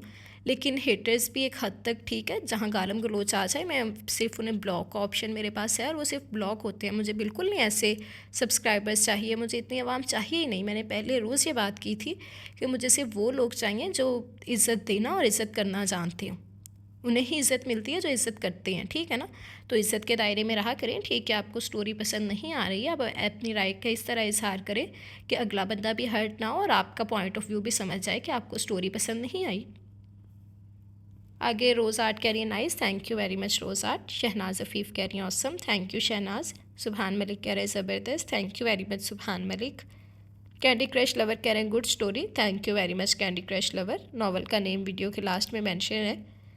स्टोरी अच्छी थी but with full of mistakes, इतनी ज़्यादा तोल देने की ज़रूरत नहीं थी। Thank you very much Shakeel नाज, और रियली सॉरी कि मिस्टेक्स थी, एक्चुअली मैं प्रूफ रीड नहीं कर पाई थी, यही मसला, इसी वजह से आज फिर मैंने बगैर PDF बनाई ही रिकॉर्डिंग कर दी कि प्रूफ रीड करना होता है तो प्रूफ रीडिंग में बहुत टाइम लग जाता है, तो रमज़ान में इतना टाइम मैं नहीं निकाल पा रही, तो इस वजह से। बाकी रियली सॉरी फॉर डैट, इंशाल्लाह आगे इस तरह की कोई आपको मसला पेश नहीं आएगा। बाकी सहर कह रही है अस्सलाम वालेकुम, कैसी हैं आप? वालेकुम अस्सलाम सहर, अल्हम्दुलिल्लाह मैं बिल्कुल ठीक हूँ, आप कैसी हैं? बहुत ज़बरदस्त नावल है, thank you very much. Haris Khan कह रहे हैं शुक्रिया, आप भी, थैंक यू हारिस खान। सुबहान मलिक कह रहे हैं फर्स्ट, थैंक यू सुबहान। ज़रूर बताइएगा कि कैसा लगा आपको नावल। अच्छी नहीं थी, हीरोइन का करैक्टर तो बहुत ही ख़राब था। मोहित अब्दुल्ला कह रहे हैं ठीक है, मोहित हो जाता है, ओवर था लेकिन ख़राब तो नहीं था, बट इट्स ओके, आपका कमेंट एक्सेप्टेबल है। आपको नहीं हीरोइन का करैक्टर अच्छा लगा तो होता है, चलता है। बाकी thank you very much all of you for your comments. आप सबकी राय का इस नावल पे बेसब्री से इंतज़ार रहेगा, अच्छा इजहार कीजिएगा अपनी राय का। अभी हम इंशाल्लाह हाजिर होंगे कल नए नावल के साथ, नए किरदारों के साथ। तब तक के लिए मुझे इजाज़त दें, आज का नावल एंजॉय करें, दुआओं में याद रखिएगा। अल्लाह हाफिज़।